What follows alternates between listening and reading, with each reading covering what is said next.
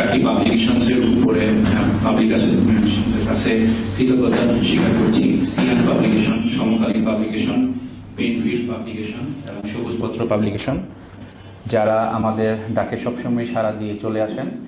আমাদের এখানে গ্রাউন্ড ফ্লোরে তাদের বুক স্টল আছে। আপনারা হজ, উমরা এবং অন্যান্য ইসলামী বিষয়ের সকল বই এখানে পেয়ে যাবেন ইনশাআল্লাহ। আপনারা যাওয়ার পথে অবশ্যই ওনাদের কাছ থেকে কেনাকাটা করবেন, আমরা সেই প্রত্যাশা করছি।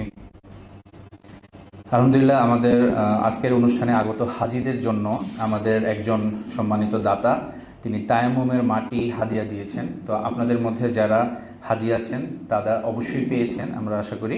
তারপরেও কেউ যদি পেয়ে না থাকেন, অবশ্যই আমাদের রেজিস্ট্রেশন বুথ থেকে আপনাদের হাজিরা যারা আছেন তারা তায়াম্মুমের মাটিটা কালেক্ট করে নেবেন। আপনাদের জন্য এটা হাদিয়া। আমরা আশা করব আপনারা সাদাকা এবং জাকাতের মাধ্যমে নাসিয়া ফাউন্ডেশনের অন্যান্য যে প্রকল্প আছে সেগুলো থাকবেন। তো আর দেরি নয়, আমরা মাগরিবের পরের সেশনটি দ্রুতই শুরু করতে যাচ্ছি। আমি অনুরোধ করছি সম্মানিত ফাজিলাতুল শেখ ডক্টর মোহাম্মদ সাইফুল্লাহকে স্টেজে আসার জন্য।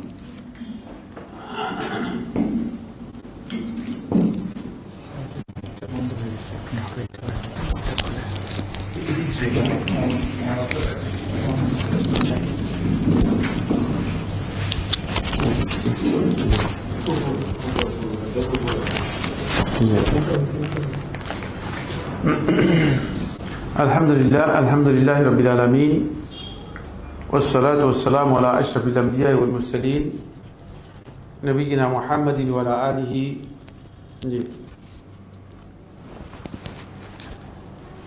আলিহি ওয়া আসহাবিহি ওয়া মান তাবিআহুম বিইহসান ইলা ইয়াউমিদ্দিন ওয়া বা'দ। সম্মানিত উপস্থিতি, আমরা আলোচনা করতেছিলাম হজ্জে মাবরুর আমাদেরকে কিভাবে করতে হবে। এর আমি দুটি পয়েন্টের কথা বলেছি।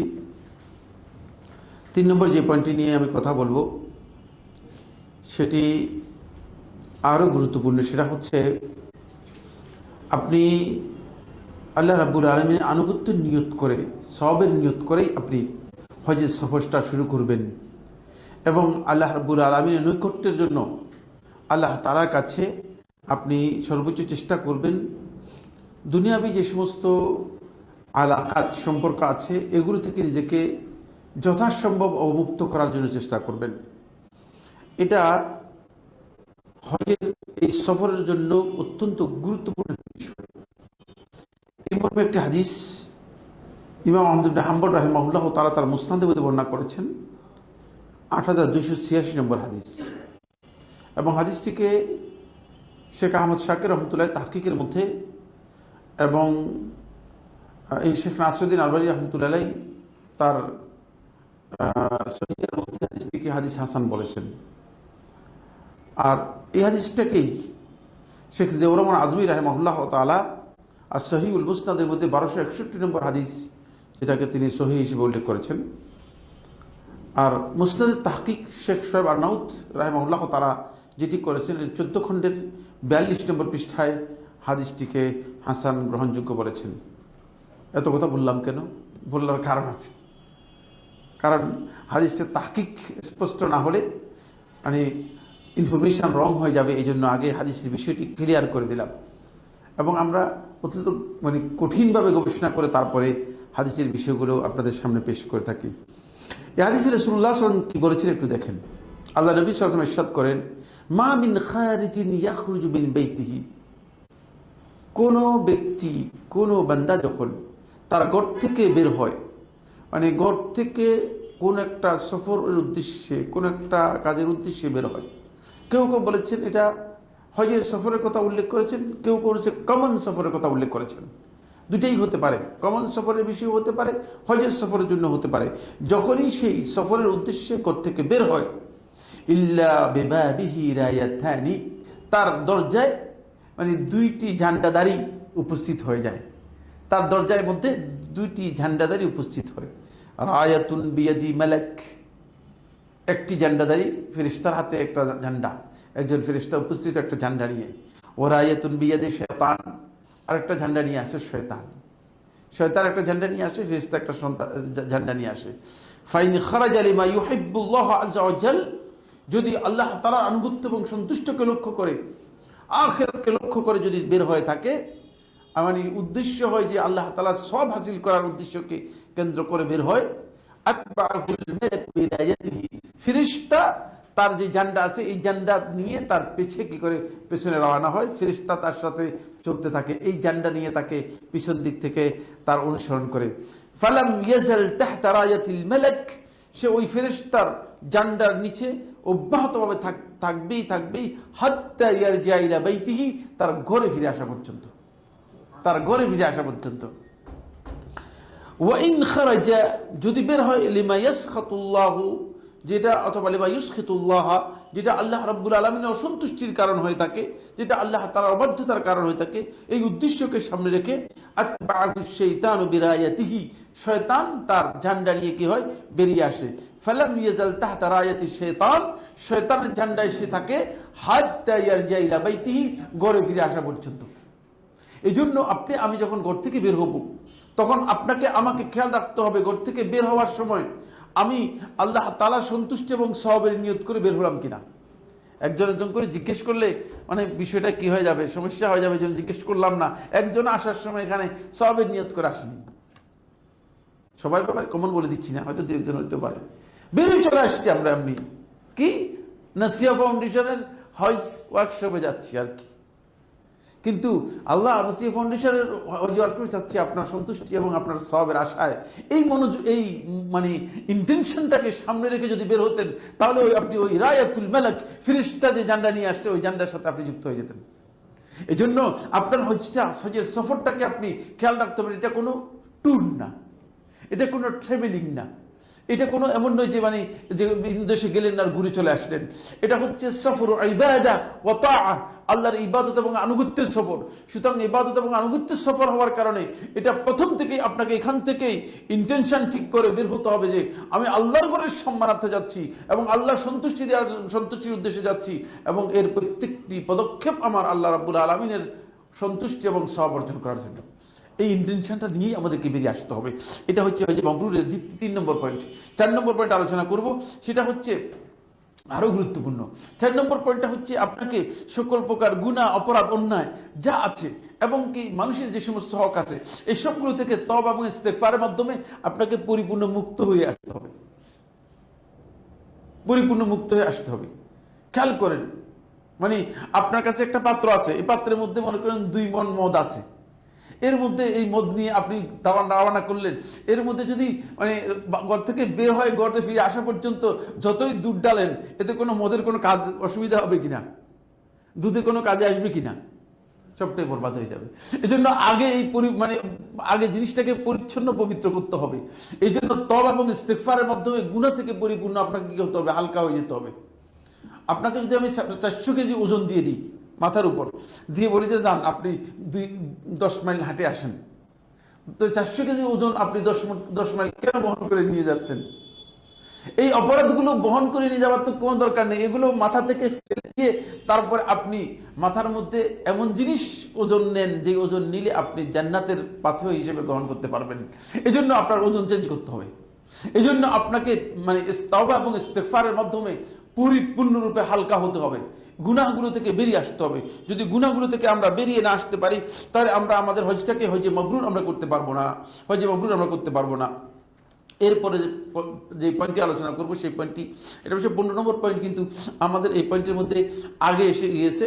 সেটা হচ্ছে অবশ্যই আপনাকে এই হজের সফরের মধ্যে আপনার সম্পদটা আপনার বৈধ হইতে হবে, হালাল হইতে হবে। অনেকেই হজ করতে যাচ্ছেন সঞ্চয়পত্রের ইনকাম নিয়ে, আমার জিজ্ঞাসা করেন, আবার দেখি যে 5 ওয়াক্ত নামাজ মসজিদে পড়েন, বলে সঞ্চয়পত্রের মানে সুদ হালাল কিনা। আমি মাঝে মধ্যে এই সমস্ত লোকদেরকে, বয়সও ছোট হওয়ার কারণে থাপ্পড় দিতে পারি না, কিছু বলতেও পারি না, মানে মাঝে মধ্যে মন চায় যে কি বলি, আরে বাবা বলতেছেন সুদ, এর বলতে হালাল হবে কিনা। কোন ইমানদার ব্যক্তি এই প্রশ্ন করতে পারে? কোন পর্যায়ের ইমান থাকলে এই প্রশ্ন মানুষ উত্থাপন করতে পারে, সুদ হালাল কিনা? বলেন তো, কোন পর্যায়ের ইমান এটা? আপনি মনে করছেন 5 ওয়াক্ত নামাজ প্রথম কাতারে সালাতে আদায় করে এই কি যথেষ্ট হয়ে গিয়েছে জান্নাতের জন্য? জান্নাত কি আয়ত কলা, মানে আপনি রসগোল্লা অথবা মানে হাতের কলা মনে করতেছেন? না, কিচ্ছু না। আলা ইন্না সিলাতাল্লাহিল গালিয়া, জান্নাত অনেক মূল্যবান। সুতরাং এই মূল্যবান জান্নাত আপনাকে পেতে হলে অবশ্যই আপনাকে খেয়াল রাখতে হবে যে আপনার হালাল উপার্জন ছাড়া আপনার একেবারে একটা পয়েন্টও আপনার গ্রহণযোগ্য হবে না আল্লাহ তাআলার কাছে, কারণ এটা আল্লাহ তাআলা কবুলই করেন না। ক্লিয়ার বলে দিয়েছেন আল্লাহ রাব্বুল আলামিন। এজন্য আপনার সম্পদটা কি নিয়ে যাচ্ছেন, আপনি হালাল নিয়ে আল্লাহ তাআলার কাছে উপস্থিত হচ্ছেন কিনা? আপনি কি মনে করেন ওই জাহেরি সমাজের মানুষগুলো, যাদেরকে আমরা জাহেরি সমাজের মানুষ বলতেছি, কি বলতেছি? জাহেরি সমাজের মানুষ মানে মূর্খতার যুগের মানুষ, যারা ওই মূর্খতা যুগের মানুষগুলো পর্যন্ত নিজেদের উপার্জন হালাল নয়, ওই সমস্ত হারাম উপার্জন, হারামের কারণে তারা নিজেরা পবিত্র হয়ে আল্লাহর ঘরের হজ করতে আসতো। আর তাদের পবিত্র হওয়ার পদ্ধতি ছিল যে তারা কাপড় চোপড়, হারাম কাপড় চোপড় করে ল্যাংটা হয়ে হজ করতে আসতো। চিন্তা করছেন আপনি? মানে তার কনসেপ্ট গলত, কোনো সন্দেহ নেই, কিন্তু তারপরে সে আল্লাহর ঘরকে পবিত্র করতো না, অপবিত্র করতো না। আল্লাহর ঘরের মর্যাদার ব্যাপারে তার কাছে এটা ক্লিয়ার ছিল যে আল্লাহর ঘরে এই ধরনের অপবিত্র জিনিস নিয়ে যাওয়া যাবে না।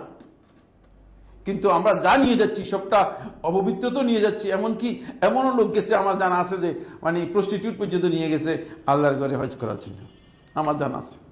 আমি তো দীর্ঘদিনের অভিজ্ঞতা, 91 থেকে এখন কত সাল চলতেছে? 26। হিসাব করে দেখেন, দীর্ঘদিনের দীর্ঘ অভিজ্ঞতা রয়েছে। বয়স কম হলে কি হবে, কিন্তু অভিজ্ঞতা আছে, কারণ হয়তো দেখে আসছি। তো এই যে মানে যতক্ষণ পর্যন্ত আপনি সম্পদের বিষয়টি আপনি নিশ্চিত না হবেন, আপনার ইবাদতও কবুল হবে না, আমলও কবুল হবে না, কোনোটাই আল্লাহ তাআলার কাছে কবুল হবে না। আপনি ইবাদত করতে পারবেন, কিন্তু কিয়ামতের দিন যখন ডিসপ্লেতে আপনার আমলনামা ডিসপ্লে করা হবে, কিন্তু আরে কি ব্যাপার, এত নামাজ, এত সদকা, এত দান খায়রাত, এত মসজিদ, এত পাবলিকেশন গেল কই? নাই কেন এগুলো? আমলনামায় নাই কেন? নাই কেন তো মানে এটা খেয়াল নাই, কারণ এটা সবচেয়ে হারাম ছিল, এক দাগেই আল্লাহ তাআলা কি করে দিয়েছেন? আমলনামা থেকে মুছে দিয়েছেন, নাই হয়ে গেছে, আমলনামা থেকে এক দাগেই মুছে গিয়েছেন। সুতরাং ইবাদতগুলো খুব ভালো করে খেয়াল করতে হবে, এটি খুবই ইম্পর্টেন্ট বিষয়। এরপরের পয়েন্টে আলোচনা করব, সেটা আমার এখানে 9 নম্বর পয়েন্ট হলো, এটা আমাদের এখানে আলোচনার মধ্যে আসতেছে 6 নম্বর পয়েন্ট। 6 নম্বর পয়েন্ট হচ্ছে যেটা, সেটা হলো হজ্জের মাবরুরের জন্য গুরুত্বপূর্ণ বিষয় হচ্ছে রফউত তালবিয়া বিসসাউত। রফউস সাউতি বিতালবিয়া, পুরুষগণ তালবিয়া পাঠ করবে উচ্চ আওয়াজে, বেশি পরিমাণে, আর নারীরা তালবিয়া পাঠ করবে নিজেরা শুনে এই আওয়াজে। কিন্তু তালবিয়া পাঠ করতে হবে। তালবিয়া ইহরাম করা থেকে আরম্ভ করে মানে উমরাকারীদের জন্য তালবিয়ার সময় হচ্ছে আল্লাহর হজের তাওয়াফ শুরু করা পর্যন্ত। তাওয়াফ শুরু হবে, তালবিয়া শেষ।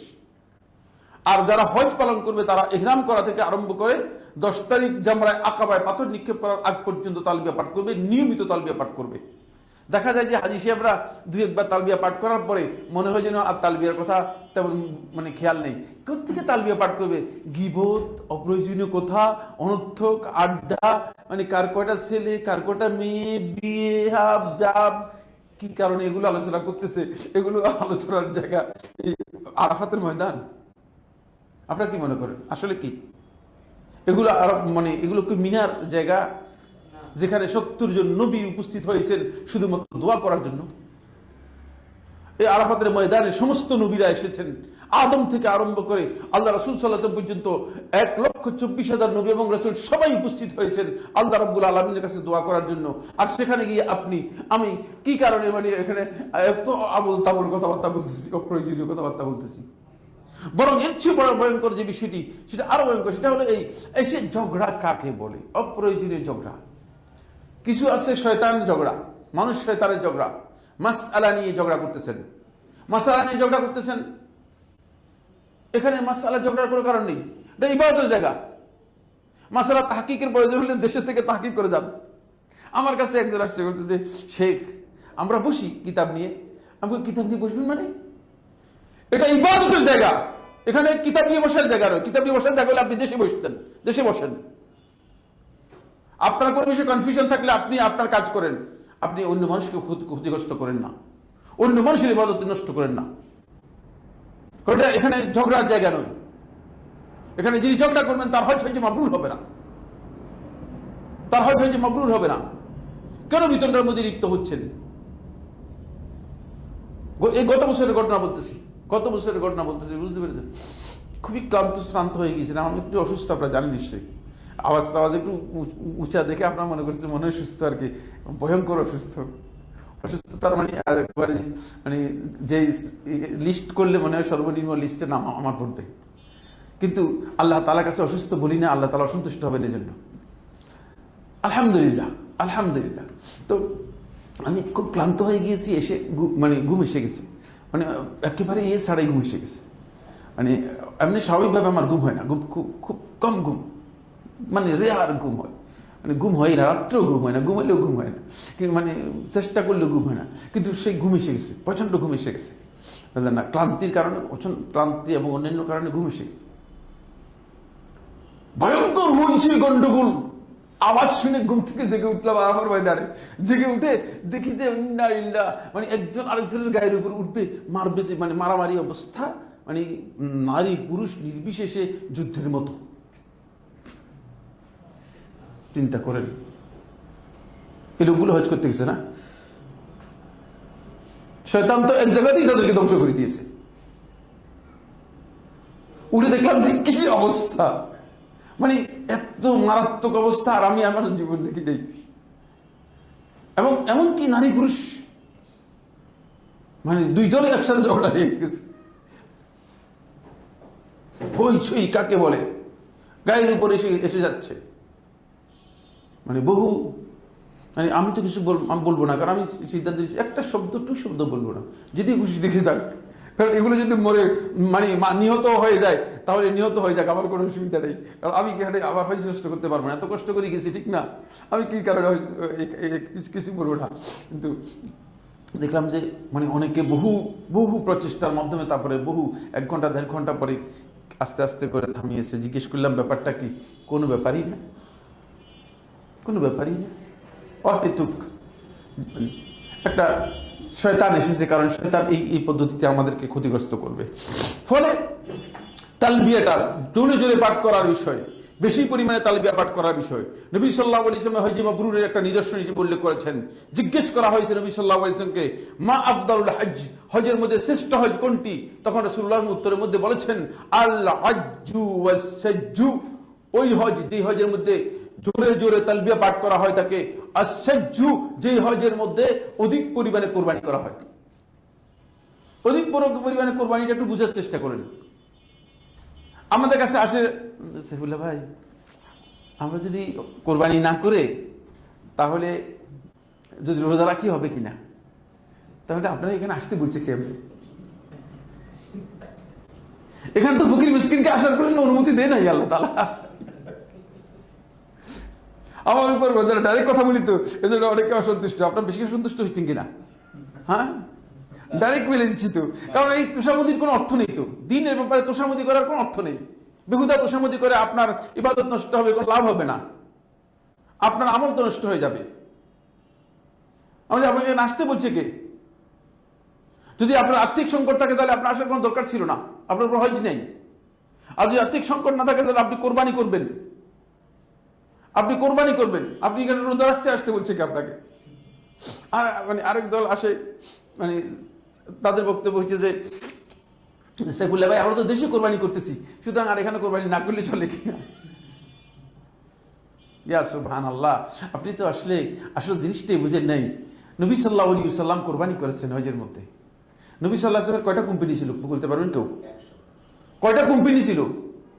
নবী সাল্লাল্লাহু আলাইহি ওয়াসাল্লাম কত কোটি টাকার মালিক ছিলেন? নবী সাল্লাল্লাহু আলাইহি ওয়াসাল্লামের কয়টা ব্যবসা ছিল? মদিনা আসার পরে নবী সাল্লাল্লাহু আলাইহি ওয়াসাল্লামের কোনো ব্যবসা ছিল না, নবী সাল্লাল্লাহু আলাইহি ওয়াসাল্লামের কোনো ধরনের কোম্পানি ছিল না। নবী সাল্লাল্লাহু আলাইহি ওয়াসাল্লাম 100টি কোরবানি করেছেন, এর মধ্যে 63টি নিজ হাতে কোরবানি করেছেন। আপনি আমি একটা কোরবানি করতে মানে কলিজা ফেটে যাচ্ছে, হজে মাবরুর করবেন? হ্যাঁ, আল্লাহ রাব্বুল আলামিন আপনাকে দেখতেছেন না? আমি তো জানি না আপনার ব্যালেন্স কত, ঠিক না? আমি জানবো থেকে? আমার কাছে তো আর ব্যালেন্স শিট নেই। আপনার ব্যালেন্স শিট সহ আপনার জন্ম থেকে একেবারে কিয়ামত পর্যন্ত সব শিট আল্লাহ রাব্বুল আলামিনের কাছে একেবারে উন্মুক্ত রয়েছে। কিতাবান ইয়ালকাহু মানশুরা, ক্লিয়ার বলে দিয়েছেন। এমন কিতাব যে কিতাবটা ইয়ালকাহু মানশুরা, ওপেন দেখতে পাবে, ওপেন রয়েছে। সুতরাং আপনি আল্লাহ তাআলার সাথে এই জন্য চালাকি করার কোনো অর্থই থাকবে না। এই জন্য এই হজ মাবরুর অন্যতম গুরুত্বপূর্ণ একটি দিক হচ্ছে সেটা হলো অধিক পরিমাণে তালবিয়ার পাশাপাশি চেষ্টা করবেন নিজের সামর্থ্য অনুযায়ী কোরবানি করার জন্য, বেশি পরিমাণে কোরবানি করার জন্য। এরপরে যে পয়েন্টটি খুবই গুরুত্বপূর্ণ সেটা হচ্ছে এটাও আলোচনার মধ্যে আনবো, মনে করছি আলোচনার মধ্যে আমরা সময় দিতে আপনাদের প্রশ্ন উত্তরে চলে যাবো, কিন্তু এটাও খুব ইম্পর্টেন্ট আলোচনা, যে আলোচনা আসা দরকার। সেটা হলো আপনি হজের পাথেয় কত টাকা হজের জন্য নিয়ে গেলেন, মানে কত ডলার নিয়ে গেলেন, এটা গুরুত্ব দিবেন কম, এটা অত বেশি গুরুত্বপূর্ণ নয়। কারণ আপনি যদি 10 দিন সেখানে রোজা রেখেও থাকেন কোনো অসুবিধা নেই, রোজা মানে আল্লাহ ভালো জায়গাতে থাকলেন, রোজা রাখলেন, কোনো অসুবিধা নেই। আর 10 দিন যদি কম খেয়ে থাকলেন এতেও কোনো অসুবিধা নেই। কিন্তু আপনার মূল পাথেয় যেটা, সেই পাথেয় যদি বাদ দিয়ে আপনি হজে যান তাহলে আপনার হজটা হজে মাবরুর হবে না। আপনার প্রকৃত পাথেয় হচ্ছে তাকওয়াল্লাহ, আল্লাহ তাআলার তাকওয়ার পাথেয়টা আপনাকে নিতে হবে। রাসূলুল্লাহ সাল্লাল্লাহু আলাইহি ওয়াসাল্লাম বর্ণনা করেন সুনান তিরমিজির হাদিস, সুনান তিরমিজির হাদিস, আনাস ইবনে মালিক রাদিয়াল্লাহু বর্ণনা করেন, তিনি বলেন জা রাজুলুন ইলা রাসূলিল্লাহ সাল্লাল্লাহু আলাইহি ওয়াসাল্লাম, এক ব্যক্তি আল্লাহ রাসূল সাল্লাল্লাহু আলাইহি ওয়াসাল্লামের কাছে আসলেন। ফাকাল, বললেন, ইন্নী উরিদুস সাফার, হে আল্লাহ রাসূল সাল্লাল্লাহু আলাইহি ওয়াসাল্লাম, আমি সফর করতে চাই। কেউ কেউ বলেছেন যে এটা হজের সফর বুঝিয়েছেন, যে মানে আমি এই হজের সফরে যেতে চাই, আমি সফর করতে চাই। ফাজাউইদনি, আপনি কিছু আমাকে পাথেয় দেন। আমাদেরকে তো বলে যে ভাই কিছু আমার হজের জন্য কিছু দেন, তখন আপনি তো পকেট থেকে বের করেন, আচ্ছা যাক 500 টাকা আছে ধর নিয়ে যান। ঠিক মানে মানুষের অবস্থা এরকমই, অনেক আছে 200 টাকা দিয়ে 300 টাকা দিয়ে বলে যে হজে যাচ্ছেন যান কিছু নিয়ে যান। এই সাহাবী আল্লাহ রাসূল সাল্লাল্লাহু আলাইহি ওয়াসাল্লামের কাছে বললেন যে ফাজাউইদনি ইয়া রাসূলুল্লাহ, হে আল্লাহ রাসূল সাল্লাল্লাহু আলাইহি ওয়াসাল্লাম, আপনি আমাকে হজের পাথেয় দেন যাতে করে আমি হজটাকে হজে মাবরুর করে আসতে পারি। সেই পাথেয়টা হজের জন্য হোক অথবা সফরের জন্য পাথেয়টা আমাকে দেন। তখন ক্বালা রাসূলুল্লাহ সাল্লাল্লাহু আলাইহি ওয়াসাল্লাম জাওয়াদাকাল্লাহু তাকওয়া, আল্লাহ তাআলা তোমাকে তাকওয়ার পাথেয়টা পরিপূর্ণরূপে দান করুন। তাকওয়াটা খুব ইম্পর্টেন্ট। তাকওয়ার এই পাথেয় যদি নিতে পারেন তাহলে আপনি হজের থেকে বের হওয়া থেকে আরম্ভ করে আসা পর্যন্ত একটা গুনাহ আপনার আমলনামায় লেখা হবে না। এই পাথেয়টা আপনাকে নিতে হবে। এই সাহাবী দেখলেন যে আল্লাহ রাসূল সাল্লাল্লাহু আলাইহি ওয়াসাল্লাম এমন পাথেয় আমার জন্য দিয়ে দিয়েছে, জাওয়াদাকাল্লাহু তাকওয়া, আল্লাহ রাসূলের দোয়া এমন যে সাথে সাথে কবুল। বুঝতে পেরেছেন যে আমি তো একটা বড় সুযোগ পেয়ে গেলাম, এই সুযোগে যদি আরো কিছু নিতে পারি। কালা জিদনি, হে আল্লাহ রাসূল সাল্লাল্লাহু আলাইহি ওয়াসাল্লাম আরেকটু দেন না, আরেকটু দেন, আরেকটু বাড়িয়ে দেন। কালা গাফারাল্লাহু যামবাক, আল্লাহ তাআলা তোমার সমস্ত গুনাহ ক্ষমা করে দিন। সুবহানাল্লাহ, এতে অনেক খুশি হয়ে গেলেন। একদিকে তাকওয়ার পাথেয় রাসূলুল্লাহ সাল্লাল্লাহু আলাইহি ওয়াসাল্লাম দিয়ে দিলেন, আরেকদিকে রাসূলুল্লাহ সাল্লাল্লাহু আলাইহি ওয়াসাল্লাম তার সমস্ত গুনাহ ক্ষমার কথা ঘোষণা করে দিলেন। কালা জিদনি বিআবি আনতা ওয়া উম্মি, হে আল্লাহ রাসূল সাল্লাল্লাহু আলাইহি ওয়াসাল্লাম, আমার পিতামাতা আপনার জন্য উৎসর্গিত হোক, আপনি আমাকে আরো একটু বাড়িয়ে দিন। ক্বালা ইয়াসসারাল্লাহু লাকাল খাইরা হাইসুমা কুনত, যেখানেই থাকো, যে অবস্থায় থাকো, আল্লাহ তাআলা তোমাকে যেন ভালো কাজের জন্য সহজ করে দে তোমার। সুবহানাল্লাহ, দেখেন এই হচ্ছে মূলত আমাদের মূল পাথেয়, যেই পাথেয়ের মাধ্যমে আপনি আপনার হজের যে মূল হজে মাবরুরের যে মূল কাজটি রয়েছে, সেই মূল কাজটি আপনি যার মাধ্যমে আপনি কি করতে পারবেন, সম্পন্ন করতে পারবেন। হজে মাবরুরের কাজটি আপনাকে সম্পন্ন করার জন্য মূল পাথেয় হিসেবে আপনি যেটি নিতে পারবেন।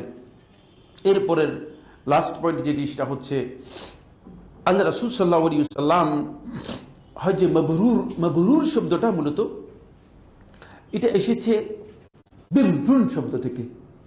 বিররুন কাকে বলা হয়? তাকে বিররুন হচ্ছে পুণ্য। বিররের পরিচয় রাসূলুল্লাহ সাল্লাল্লাহু আলাইহি ওয়াসাল্লাম একভাবে করে দিয়েছেন। কোরআনে কারীমের সূরা বাকারার 117 আয়াত দেখবেন, এর মধ্যে আল্লাহ তাআলা বিররের পরিচয় করে দিয়েছেন।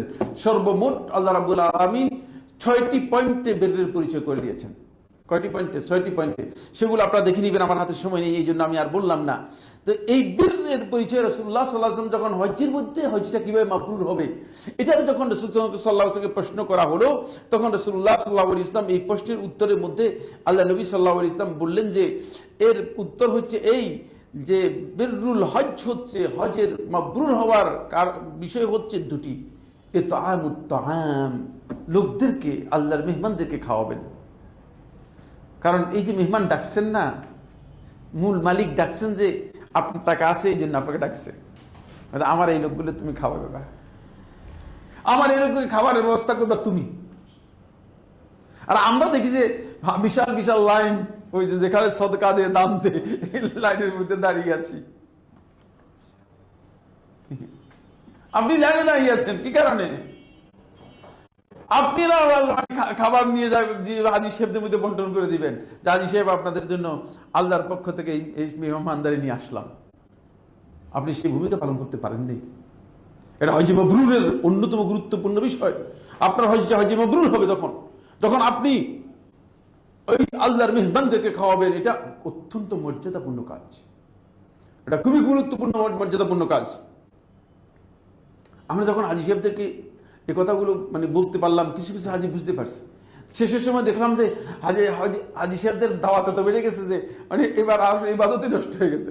আমি কিন্তু ইবাদত নষ্ট করার দাওয়াত দেওয়ার জন্য বলি নাই, আমি বলেছি যেটা সম্ভব সেটা করার জন্য। কিন্তু এক পর্যায়ে দেখা যাচ্ছে যে তারা হাজী সাহেবদের দাওয়াত বাড়িয়ে দিয়েছেন, ইবাদতের জায়গায় তারা সালাতগুলো মসজিদে জামাতে আদায় বাদ দিয়ে তারা হোটেল, কোনখানে ভালো হোটেল পাওয়া যায় সেখানে নিয়ে যাচ্ছে হাজী সাহেবদেরকে। এটাই উদ্দেশ্য নয় আমার, এটা উদ্দেশ্য নয়। আপনি খাবারও দিবেন কিন্তু তাদেরকে ইবাদত থেকে বঞ্চিত হবে, এই ধরনের কাজে আপনি কোনো অবস্থায় যুক্ত করবেন না। ও 2 নম্বর হচ্ছে ওয়াতিবুল কালাম। দ্বিতীয় বৈশিষ্ট্য হচ্ছে আপনার কথাটা হতে হবে মিষ্টি, ভাষাটা হতে হবে মিষ্টি, আচরণটা হতে হবে উত্তম। আপনার আচরণটা উত্তম হতে হবে। মুজাহিদ ইবনে জাবর রাহমাতুল্লাহ থেকে বর্ণনা করেন তার ছাত্র এবং আরেকজন বর্ণনা করেন, বলেন যে আমরা 2 জন আব্দুল্লাহ ইবনে ওমর রাদিয়াল্লাহু আনহুর সাথে হজের সফরে গেলাম। আমরা তার খেদমত করার জন্য আমরা গেলাম, এই জন্য যে আমরা তার খেদমত করবো আব্দুল্লাহ ইবনে ওমর রাদিয়াল্লাহু আনহু। কিন্তু আমরা গিয়ে আমাদের কাছে মনে হলো যেন কাআন্নাহু ইয়াখদুমুনি, তিনি আমাদের খেদমত করতেছেন, আমরা তার খেদমত করব। কিন্তু দেখি না, দেখা যাচ্ছে যে হাজী সাহেবরা খেদমত করবেন তো দূরের কথা, খেদমতের বিষয়টি তো গুরুত্ব দিবেন তো দূরের কথা। তারা মনে করেছেন যে মুআল্লিমকে টাকা দিয়েছে, মুআল্লিমের দায়িত্ব। এই মুআল্লিম শুনেন, এই মুআল্লিম মনে হচ্ছে যেন তারে কিছু টাকা দেওয়ার কারণে তাকে গোলাম হিসেবে কিনে নিয়েছে। যে কোনো মুআল্লিম আমাকে টাকা দিয়েছে, ব্যাপারটা এমন না। আল্লাহর কসম, আমি সাইফুল্লাহ এই কাজের লোক না, কারো অ্যাসাইনমেন্ট গ্রহণ করি না জীবনে কোনোদিন। বুঝতে পেরেছেন কিনা? কিন্তু এটা আপনার কাজ নয়। আপনি হয়তো গেছে, এটা আপনার কাজ নয়। আপনি চেষ্টা করবেন যে আল্লাহর মেহমানদেরকে আপনি কিভাবে খেদমত দিতে পারেন, আপনি কিভাবে আল্লাহর মেহমানদেরকে সার্ভিস দিতে পারেন, তাহলে আপনার হজটুকু হজে মাবরুর হবে। হজে মাবরুর এই কথাগুলো আলোচনা করার পরে আমি মনে করেছিলাম যে কিছু হজ্জের সুনান সম্পর্কে আলোচনা করব। যেহেতু সময় অনেক বেশি হয়ে গিয়েছে, রাতও আপনাদের বেশি হয়ে যাবে। আপনাদের প্রশ্ন উত্তর দেবো, প্রশ্ন উত্তরে যাব। আপনাদের ইম্পর্টেন্ট প্রশ্ন থাকলে সেগুলো আমরা উত্তর দেবো ইনশাআল্লাহ তাআলা। এই জন্য আমি আর আলোচনা বাড়াতে চাই না। আমরা চাই যেন আল্লাহ সুবহানাহু ওয়া তাআলা আমাদের সবাইকে হজ্জে মাবরুর নসিব করুন। বলুন আমিন। আমিন। এত আসতে কেন আমিন? আমিন বলতেও যদি ভয়, আপনারা মিছিলে ভয় পান না, কিন্তু আমিনে ভয় পান, কারণটা কিছু বুঝি না। এমন এক জাতি না, মিছিল দেওয়ার সময় যে জোরে চিৎকার করে মিছিল দেয়, কিন্তু আমিন বলতে তাদের ভয়। কারণটা কি কে জানে? আমিন তো রব্বুল আলামিনের কাছে বলতেছেন, এটা তো ভয় পাওয়ার কোনো কারণ নেই। আল্লাহ তাআলা আমাদের সবাইকে যেন নবী সাল্লাল্লাহু আলাইহি ওয়াসাল্লামের সুন্নাহ অনুযায়ী আমরা হজটা করতে পারি, সেই তৌফিক দান করেন। কারণ হজের মধ্যে আসলে আমি আপনারা জানেন যে আমি যখন মদিনায় ছিলাম তখন 21 নম্বর গেট থেকে বের হলে 10 নম্বর টয়লেট, 10 নম্বর টয়লেটের সামনে আমি মাগরিব থেকে ঈশা আমি হাজী সাহেবদের হজের আলোচনা করতাম, হাজী সাহেবদের প্রশ্ন উত্তর দিতাম রেগুলার। আমি আমি হজের সময়, হজের পিরিয়ডের মধ্যে। তো হাজী সাহেবদের অনুরোধে আমি একটা হজের একটা ইন্ডেক্স তৈরি করেছি। সেই ইন্ডেক্স তৈরি করার পরে হাজী সাহেবদের মধ্যে এটা প্রিন্ট করে বিতরণ করা হয়েছে। বিতরণ করার পরে বিভিন্ন জনের কাছে পৌঁছেছে। ফলে একজন ভাই মদিনার আমার কাছে বললো যে সাইফুল্লাহ ভাই, আপনি তো আমাদের হানাফি মাযহাব অনুযায়ী হজটা তো বরবাদ করে দিয়েছেন, হানাফি মাযহাব অনুযায়ী তো হজটা হবে না। আপনি তো যেভাবে আপনি ইন্ডেক্স তৈরি করেছেন, আমি বলি যে আমার ইন্ডেক্সটাকে আপনি পড়ে দেখেছেন? ইন্ডেক্সটা আমি প্রথমে লিখেছি যে রাসূলুল্লাহ সাল্লাল্লাহু আলাইহি ওয়াসাল্লামের হজ জাবির ইবনে আব্দুল্লাহ রাদিয়াল্লাহু আনহু সহিহ মুসলিমে যেভাবে বর্ণনা করেছেন সেভাবেই এটা লেখা হয়েছে। আমি আল্লাহ রাসূলের হজ বর্ণনা করেছি। সুতরাং আল্লাহ রাসূলের হজ যিনি করবেন তিনি এই ইন্ডেক্স পড়বেন, যিনি আল্লাহ রাসূলের হজ করবেন না তার কাছে আমার কোনো বক্তব্য নেই, তিনি এই ইন্ডেক্স অনুসরণ করার কোনো দরকার নেই। আমি আপনার কাছে প্রশ্ন আমার যেটা সেটা হচ্ছে এই যে আল্লাহ রাসূল সাল্লাল্লাহু আলাইহি ওয়াসাল্লাম হানাফি মাযহাব অনুযায়ী হজ করেছেন না শাফিঈ মাযহাব অনুযায়ী হজ করেছেন? আপনি একটু বলে দেন, আমি একটু শুনি আপনার কাছে। এবার এই বেচারা মুখ বন্ধ হয়ে গেছে, বোবা হয়ে গেছে। আল্লাহ রাসূল সাল্লাল্লাহু আলাইহি ওয়াসাল্লাম ইন্তেকালের 70 বছর পরে ইমাম আবু হানিফা রাহমাতুল্লাহ জন্মগ্রহণ করেছেন। আল্লাহ রাসূল সাল্লাল্লাহু আলাইহি ওয়াসাল্লাম ইন্তেকালের 140 বছর পরে ইমাম শাফিঈ রাহমাতুল্লাহ জন্মগ্রহণ করেছেন। সুতরাং আপনি এই মাযহাবের দোহাই দিয়ে যদি আল্লাহ রাসূল সাল্লাল্লাহু আলাইহি ওয়াসাল্লামের দেখানো তরিকাকে উপেক্ষা করে আপনি হজ করেন, তাহলে আপনি রাসূলুল্লাহ সাল্লাল্লাহু আলাইহি ওয়াসাল্লাম হজ করেন নাই, আপনি এক সুনির্দিষ্ট ব্যক্তির হজ করেছেন। অবশ্যই আলেমদের ইজতিহাদকে সম্মান করি, আমি আগেই বলেছি আলেমদেরকে আমি সম্মান করি, আলেমদের ইজতিহাদকে আমি সম্মান করি, কিন্তু রাসূলুল্লাহ সাল্লাল্লাহু আলাইহি ওয়াসাল্লামের বক্তব্য আমার কাছে যখন আসবে তখন আলেমদের সকল ইজতিহাদ সকল বক্তব্যের উপরে হচ্ছে আল্লাহ রাসূলের বক্তব্য, আল্লাহ রাসূলের বক্তব্য। এটা আপনাকে নিশ্চিত করতে হবে যে আপনি মানে নির্দিষ্ট কোনো মাযহাবের হজ করতেছেন না, আপনি হজ করতেছেন রাসূল সাল্লাল্লাহু আলাইহি ওয়াসাল্লামের হজ। সুতরাং প্রত্যেকটি জায়গায় আপনি এটা কনফার্ম করবেন যে আল্লাহ রাসূল সাল্লাল্লাহু আলাইহি ওয়াসাল্লাম এই জায়গায় কি করেছেন সেটাই আমি করি, অন্যটা আমার কোনো দরকার নেই। কারণ রাসূলের চেয়ে বেশি বুজুর্গ হওয়ার দরকার আছে? আল্লাহ রাসূল থেকে বেশি বুজুর্গ যারা হয়েছে তারা সব পথভ্রষ্ট হয়ে গেছে, তারা সবাই রাস্তা থেকে হারিয়ে গিয়েছে, রাস্তা থেকে বাহিরে চলে গিয়েছে। সুতরাং রাসূলুল্লাহ সাল্লাল্লাহু আলাইহি ওয়াসাল্লাম থেকে বেশি বুজুর্গ হওয়ার, বেশি বুজুর্গি দেখানোর আমাদের কোনো প্রয়োজন নেই।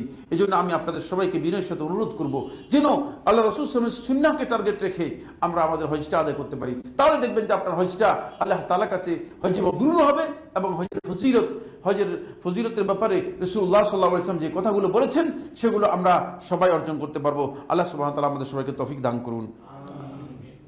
জি, প্রশ্ন আছে না? নেই প্রশ্ন? কঠিন হলে দিবেন না, সহজে দিবেন? হ্যাঁ, বসে দিবেন, নো প্রবলেম, অসুবিধা নেই।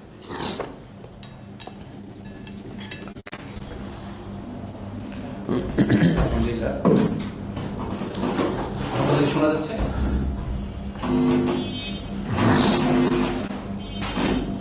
আমার কথা কি শোনা যাচ্ছে? মাইকে কথা আমার কথা কি শোনা যাচ্ছে? আলহামদুলিল্লাহ, আমাদের মূল পর্বটি শেষ হয়েছে। এখন আমাদের প্রশ্নোত্তর পর্ব। আমাদের কাছে বেশ কিছু প্রশ্ন এসেছে।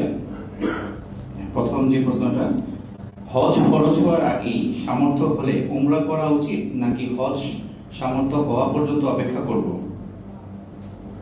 হজ ফরজ হওয়ার আগে সামর্থ্য হলে, মানে সামর্থ্য যদি হজের সামর্থ্য হয় হজই করবেন, আর উমরার সামর্থ্য হলে উমরা ফরজ কেউ বলে নেই। সুতরাং আপনি অপেক্ষা করবেন, যদি হজ এবং উমরা দুইটা আপনার পালন করার সামর্থ্য হয় আপনি একসাথে হজ এবং উমরা দুটাই আদায় করবেন। জি, কারণ উমরা ফরজ নয়, যতক্ষণ পর্যন্ত হজ ফরজ না হবে ততক্ষণ পর্যন্ত উমরা ফরজ হবে না। জি, সামর্থ্য হওয়ার পর কতদিনের মধ্যে হজ সম্পন্ন করা উচিত? হ্যাঁ, রাসূলুল্লাহ সাল্লাল্লাহু আলাইহি ওয়াসাল্লাম এটা বলেছেন, হাদিসের মধ্যে এসেছে, তোমাদের মধ্যে যে ব্যক্তি মানে হজ যার উপর ফরজ হয়েছে সে যেন মান আরাদাল হাজ্জা ফালিয়াতাআজ্জাল, সে যেন যত দ্রুত সম্ভব হজ করে, যত দ্রুত সম্ভব হজ করে। ফলে আল্লাহ রাসূল সাল্লাল্লাহু আলাইহি ওয়াসাল্লাম হজকে 1 বছর নির্দিষ্ট কারণে ডিলে করেছেন।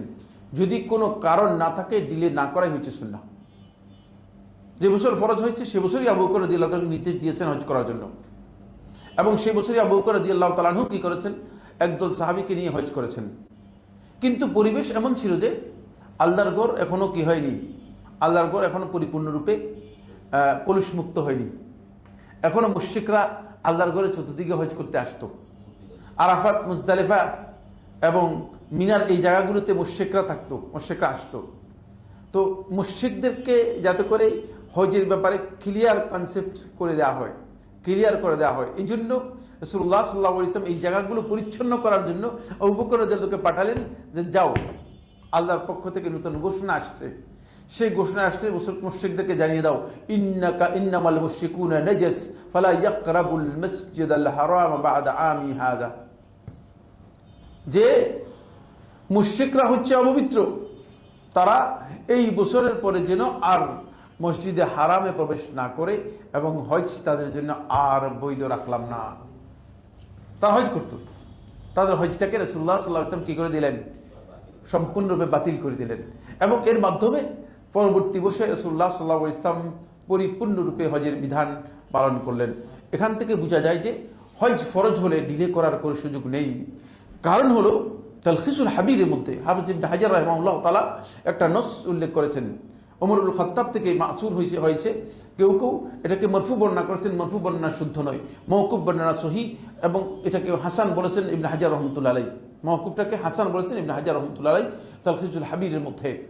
সেটা হচ্ছে এই যে ব্যক্তি মান ফারাদা আলাইহিল হজ ফামাতা ওয়া লাম ইয়াহুজ, যার উপর ফরজ হজ হলো কিন্তু সে ব্যক্তি মৃত্যুবরণ করলো হজ পালন না করে, লা আদরি আমাতা ইয়াহুদিয়ান আম নাসরানিয়ান, আমি জানি না সে কি ইহুদি হিসেবে মৃত্যুবরণ করেছে না খ্রিস্টান হিসেবে মৃত্যুবরণ করেছে। সুতরাং আমাদের প্রত্যেকের তো মানে 20-30 বছর বাঁচার গ্যারান্টি আছে, ঠিক না? আছে না? আগামীকাল গ্যারান্টি নেই। আমি যে টাকা পয়সা কালেকশন করতেছি, এগুলো সব জমা করতেছি বলুন না, এই মোবিলাইজ করতেছেন, এই যে কোটি কোটি টাকা ব্যালেন্স করতেছেন, কি জন্য করতেছেন সেটা আপনি জানেন, কিন্তু সময়টা আপনারও জানা নেই, আমারও জানা নেই, কারো জানা নেই। সুতরাং এই কারণেই যথাসম্ভব চেষ্টা করবে হজ ফরজ হলেই সেটা আদায় করে দেয়া। আর তাখির করা জুমহুর আহলে ইলমের মতে জায়েজ নেই। শুধুমাত্র আলেমদের, 2 জন আলেম বলছেন যে রাসূল সাল্লাল্লাহু আলাইহি ওয়াসাল্লাম পরের বছর করেছেন, এই জন্য বৈধ তাখির করা। কিন্তু এটা আমি বলে দিয়েছি রাসূলুল্লাহ সাল্লাল্লাহু আলাইহি ওয়াসাল্লাম কেন ডিলে করেছেন, এর কারণ স্পষ্ট হবে। পরবর্তী প্রশ্ন, আরাফার ময়দানে হজের ইমামের সাথে মসজিদে নামিরাতে সালাত আদায়ের সুযোগ না হলে তাঁবুতে সালাত আদায়ের বিধান জানতে চাই। যদি কেউ আরাফার ময়দানে সালাত আদায় করতে না পারেন, তাঁবুতে তিনি সালাত আদায় করবেন। সেক্ষেত্রে জোহর এবং আসর একসাথে আদায় করবেন, জমা করবেন, কসর করবেন, এটাই হচ্ছে বিধান। এটা আব্দুল্লাহ ইবনে ওমর রাদিয়াল্লাহু থেকে বর্ণিত সহিহ সনদে সাব্যস্ত হয়েছে এবং সাহাবায়ে কেরামদের আমল সাব্যস্ত হয়েছে। আব্দুল্লাহ ইবনে মাসউদ রাদিয়াল্লাহু তাআলা আনহু এটাকেই আল্লাহ রাসূল সাল্লাল্লাহু আলাইহি ওয়াসাল্লাম সুন্নাহ হিসেবে উল্লেখ করেছেন। সুতরাং এটাই হচ্ছে সুন্নাহ। সুন্নাহর বাইরে এখানে ইখতিলাফ করার কোনো সুযোগ নেই, কোনো প্রয়োজন নেই। রাসূল সাল্লাল্লাহু আলাইহি ওয়াসাল্লামের সুন্নাহ যেটা, সেটাই হচ্ছে মামুল বিহি, সেটাই আমলযোগ্য। সুতরাং আল্লাহ রাসূল সাল্লাল্লাহু আলাইহি ওয়াসাল্লাম আরাফার ময়দানে যারা উপস্থিত হবে তাদের জন্য রাসূলুল্লাহ সাল্লাল্লাহু আলাইহি ওয়াসাল্লাম জোহর এবং আসরের সালাতকে জমা করতে নির্দেশ দিয়েছেন এবং তিনি নিজেও জমা করেছেন এবং কসর করেছেন।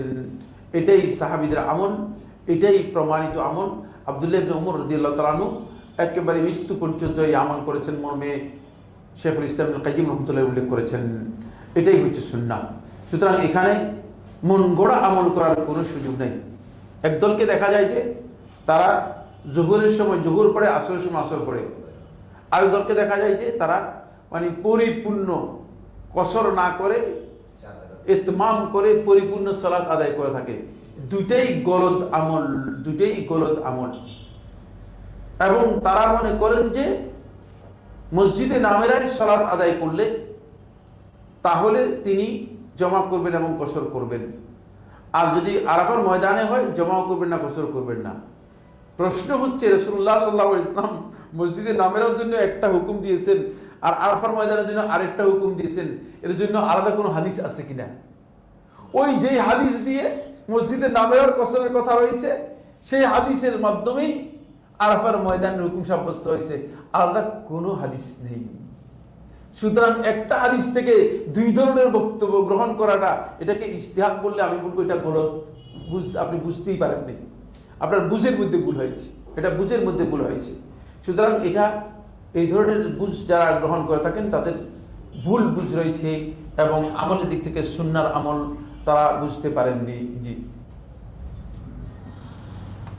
একটা প্রশ্ন আছে, কেউ আমাকে বলেছেন যেন আমি আল্লাহ রসুল সাল্লাল্লাহু আলাইহি সাল্লামের কাছে তার সালাম পৌঁছে দিই, এটা কি জায়েজ? যে ব্যক্তি আসলে রাসূলুল্লাহ সাল্লাল্লাহু আলাইহি ওয়াসাল্লাম সম্পর্কে জানেন না, এখন রাসূলুল্লাহ সাল্লাল্লাহু আলাইহি ওয়াসাল্লামের হক সম্পর্কে জ্ঞান অর্জন করেন নাই, তিনি এই কথা বলবেন? কারণ রাসূলুল্লাহ সাল্লাল্লাহু আলাইহি ওয়াসাল্লাম স্পষ্ট বলে দিয়েছেন, ইন্না লিল্লাহি সাইয়্যাইনা মালাইকাতান সাইয়্যাইনা ফিল আরদ, যে আল্লাহ তাআলার একদল ফেরেশতা এই পৃথিবীর মধ্যে বিচরণশীল আছে, যারা আল্লাহর বান্দারা যখন সালাম দেয় আমাকে, অথবা আল্লাহর বান্দারা যখন আমার উপর দরুদ পড়ে, তারা এই সালাম আমার কাছে পৌঁছিয়ে দেয়। সুতরাং আপনি ফেরেশতাদের মাধ্যমে পৌঁছে দিলে সেটা যত দ্রুত পৌঁছবে, আমার মাধ্যমে পৌঁছে দিলে তো দ্রুত পৌঁছবে কিনা? আমি তো নিজেরটাই হয়তো পৌঁছে দিতে না পারি, আমার নিজেরটাই তো পৌঁছানোর ব্যাপারে কি রয়েছে সন্দেহ হয়ে গিয়েছে। সুতরাং এই বক্তব্য আসলে তিনি আল্লাহ রাসূল সাল্লাল্লাহু আলাইহি ওয়াসাল্লামের হক সম্পর্কে না জানার কারণে তিনি দিয়েছেন। আল্লাহ রাসূল সাল্লাল্লাহু আলাইহি ওয়াসাল্লামের হক হচ্ছে আপনি পৃথিবীর যেই ভূখণ্ডে থাকেন আল্লাহ রাসূল সাল্লাল্লাহু আলাইহি ওয়াসাল্লামকে সালাত এবং সালাম পেশ করবেন, সেটা সরাসরি আল্লাহ তাআলা ফেরেশতার মাধ্যমে রাসূলুল্লাহ সাল্লাল্লাহু আলাইহি ওয়াসাল্লামকে পৌঁছিয়ে দিবেন। জি জি, দুইটি প্রশ্ন।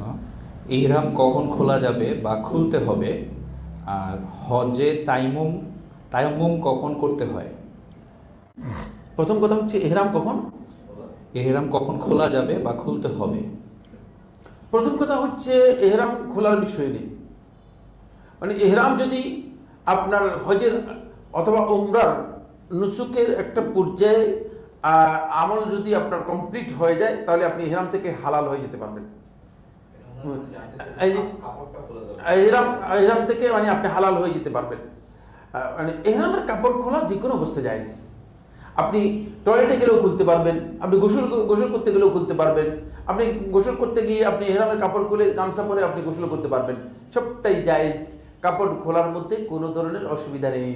কাপড় খোলার কথা যদি বলে থাকেন এই মাসালা, মানে কাপড় খোলা যে কোনো সময় আপনি কাপড় খুলতে পারবেন, তবে মানুষদের সামনে কাপড় খুলে লেনটা ওটা জায়েজ নেই, এটা জানেন নিশ্চয়ই। এটা এটা তো অবশ্যই জানার কথা, এটা নয়। কিন্তু এহরাম থেকে হালাল হওয়ার মাসালা যদি হয়ে থাকে, তাহলে উমরাকারী তওয়াফ এবং সাই কমপ্লিট করে চুল হলক অথবা কসর করে তারপরে তিনি ইহরাম থেকে হালাল হবেন, ইহরামের কাপড় পরিপূর্ণরূপে খুলে ফেলবেন। আর হজকারী তিনি মানে আরাফাত, মুজদালিফা, তারপরে মিনাতে জামরায় আকাবায় পাথর নিক্ষেপ করার পরে হলক করে অথবা কসর করে হালাল হয়ে তারপরে ইহরামের কাপড় খুলবেন। জি, হজের তায়াম্মুম কখন করতে হয়? প্রশ্ন আমি বুঝি নাই।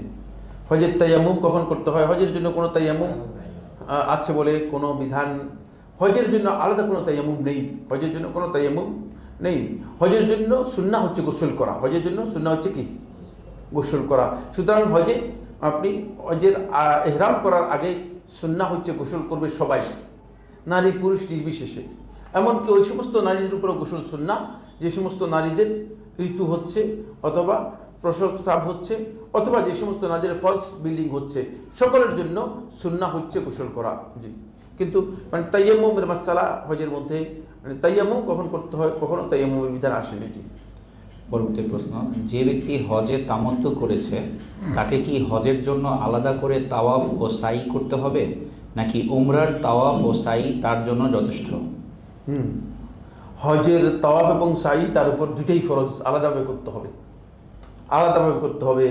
উমরার তাওয়াফ এবং সাই উমরার জন্য, যেহেতু তিনি উমরা আলাদা করতেছেন, হজ কি আলাদা করতেছেন, সুতরাং উমরা তাওয়াফ সাই তার হজের তাওয়াফ সাই থেকে যথেষ্ট হবে না। এক্ষেত্রে তিনি অবশ্যই হজের জন্য তাওয়াফ এবং সাই আলাদা করবেন।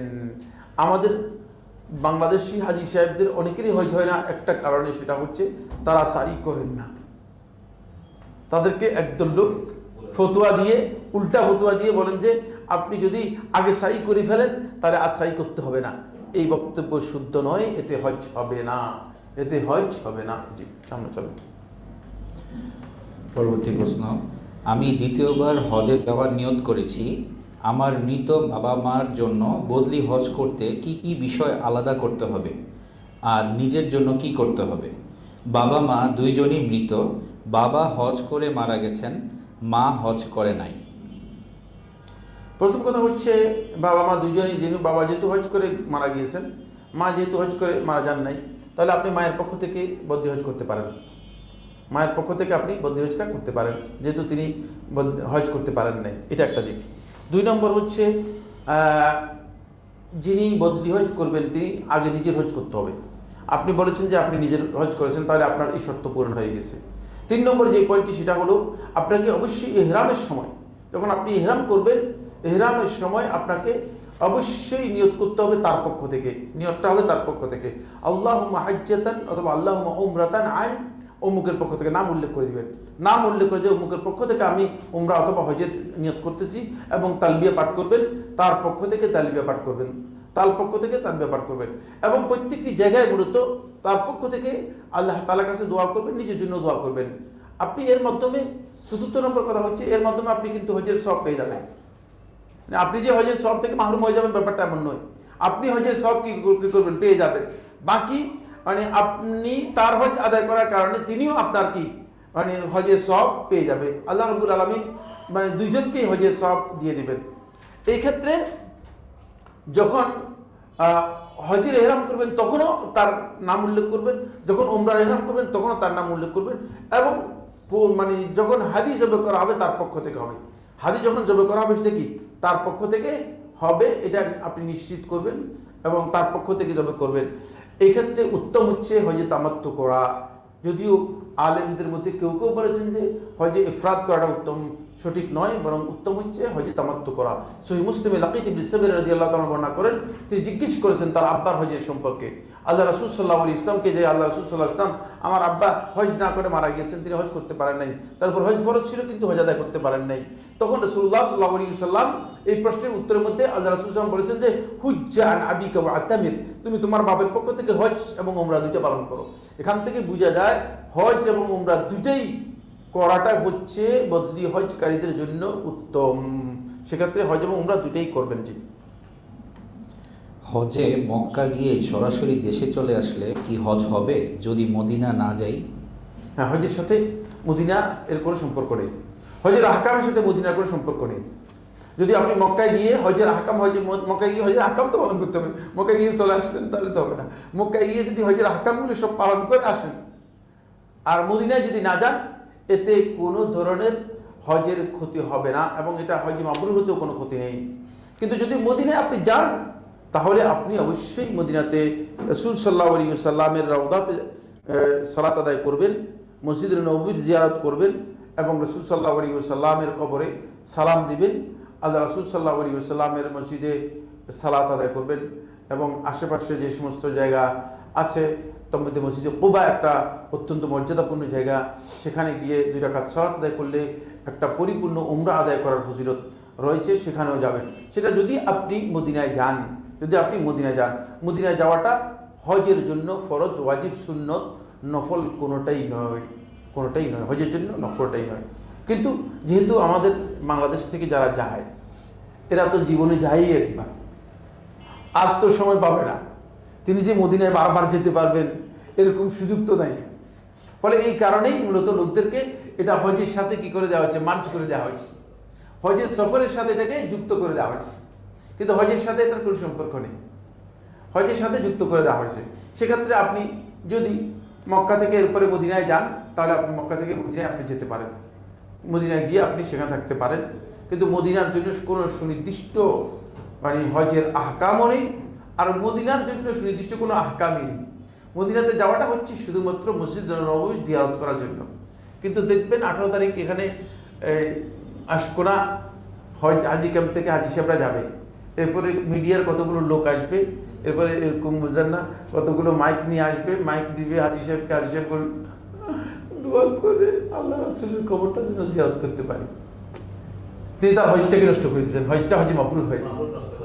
কারণ তিনি ওই যে তখন পর্যন্ত আপনাদেরকে বললাম বের হবেন, যে আপনি কিভাবে বের হবেন, তিনি বুঝে না যে তিনি মানে বের হয়েছেন কি কাজের জন্য, তিনি যাচ্ছেন কোথায়, গলদ কথা, গলদ। আপনি এটা একবার দুইবার আপনারা দেখেন তো, অপেক্ষা করে দেখেন টেলিভিশনের মধ্যে প্রায় প্রতি বছরে দেখি যে হাজী সাহেবদের একটাই কথা, তারা মনে তো হজে যাচ্ছে না, তা আল্লাহর ঘরের সম্মানার্থেও যাচ্ছে না, আল্লাহর ঘরের মর্যাদার বিষয়ে তাদের কাছে উল্লেখ নেই। তারা বলতেছেন যে আমরা যেন মদিনায় যেতে পারি, আমরা যেন আল্লাহ রাসূল সাল্লাল্লাহু আলাইহি ওয়াসাল্লামকে সালাম দিতে পারি, আমরা দোয়া করেন যেন আল্লাহ রাসূল সাল্লাল্লাহু আলাইহি ওয়াসাল্লাম মসজিদের কাছে, মানে মসজিদের কথা বলে না, আল্লাহ রাসূল সাল্লাল্লাহু আলাইহি ওয়াসাল্লামের কবরের সামনে যেন দাঁড়াতে পারি। আরে বাবা, এগুলো তো সব কবর পূজারীদের কথা বলে দিলেন, সবটাই তো বরবাদ, সবটাই তো আকীদা নষ্ট। আল্লাহ রাসূল সাল্লাল্লাহু আলাইহি ওয়াসাল্লামের সম্মান রয়েছে, কোনো সন্দেহ নেই, আল্লাহ রাসূলের কবরের সম্মান রয়েছে, কিন্তু সম্মানের জায়গাটুকু নির্দিষ্ট করা আছে, ফিক্সড করা আছে, সেটা আপনাকে আমাকে বুঝতে হবে। আল্লাহর ঘরের সাথে, আল্লাহর ঘরের মর্যাদার সাথে এই বিষয়গুলো কোনোভাবেই যায় না। আল্লাহর ঘরের মর্যাদার বিষয়গুলোকে আপনাকে ক্লিয়ার বুঝতে হবে।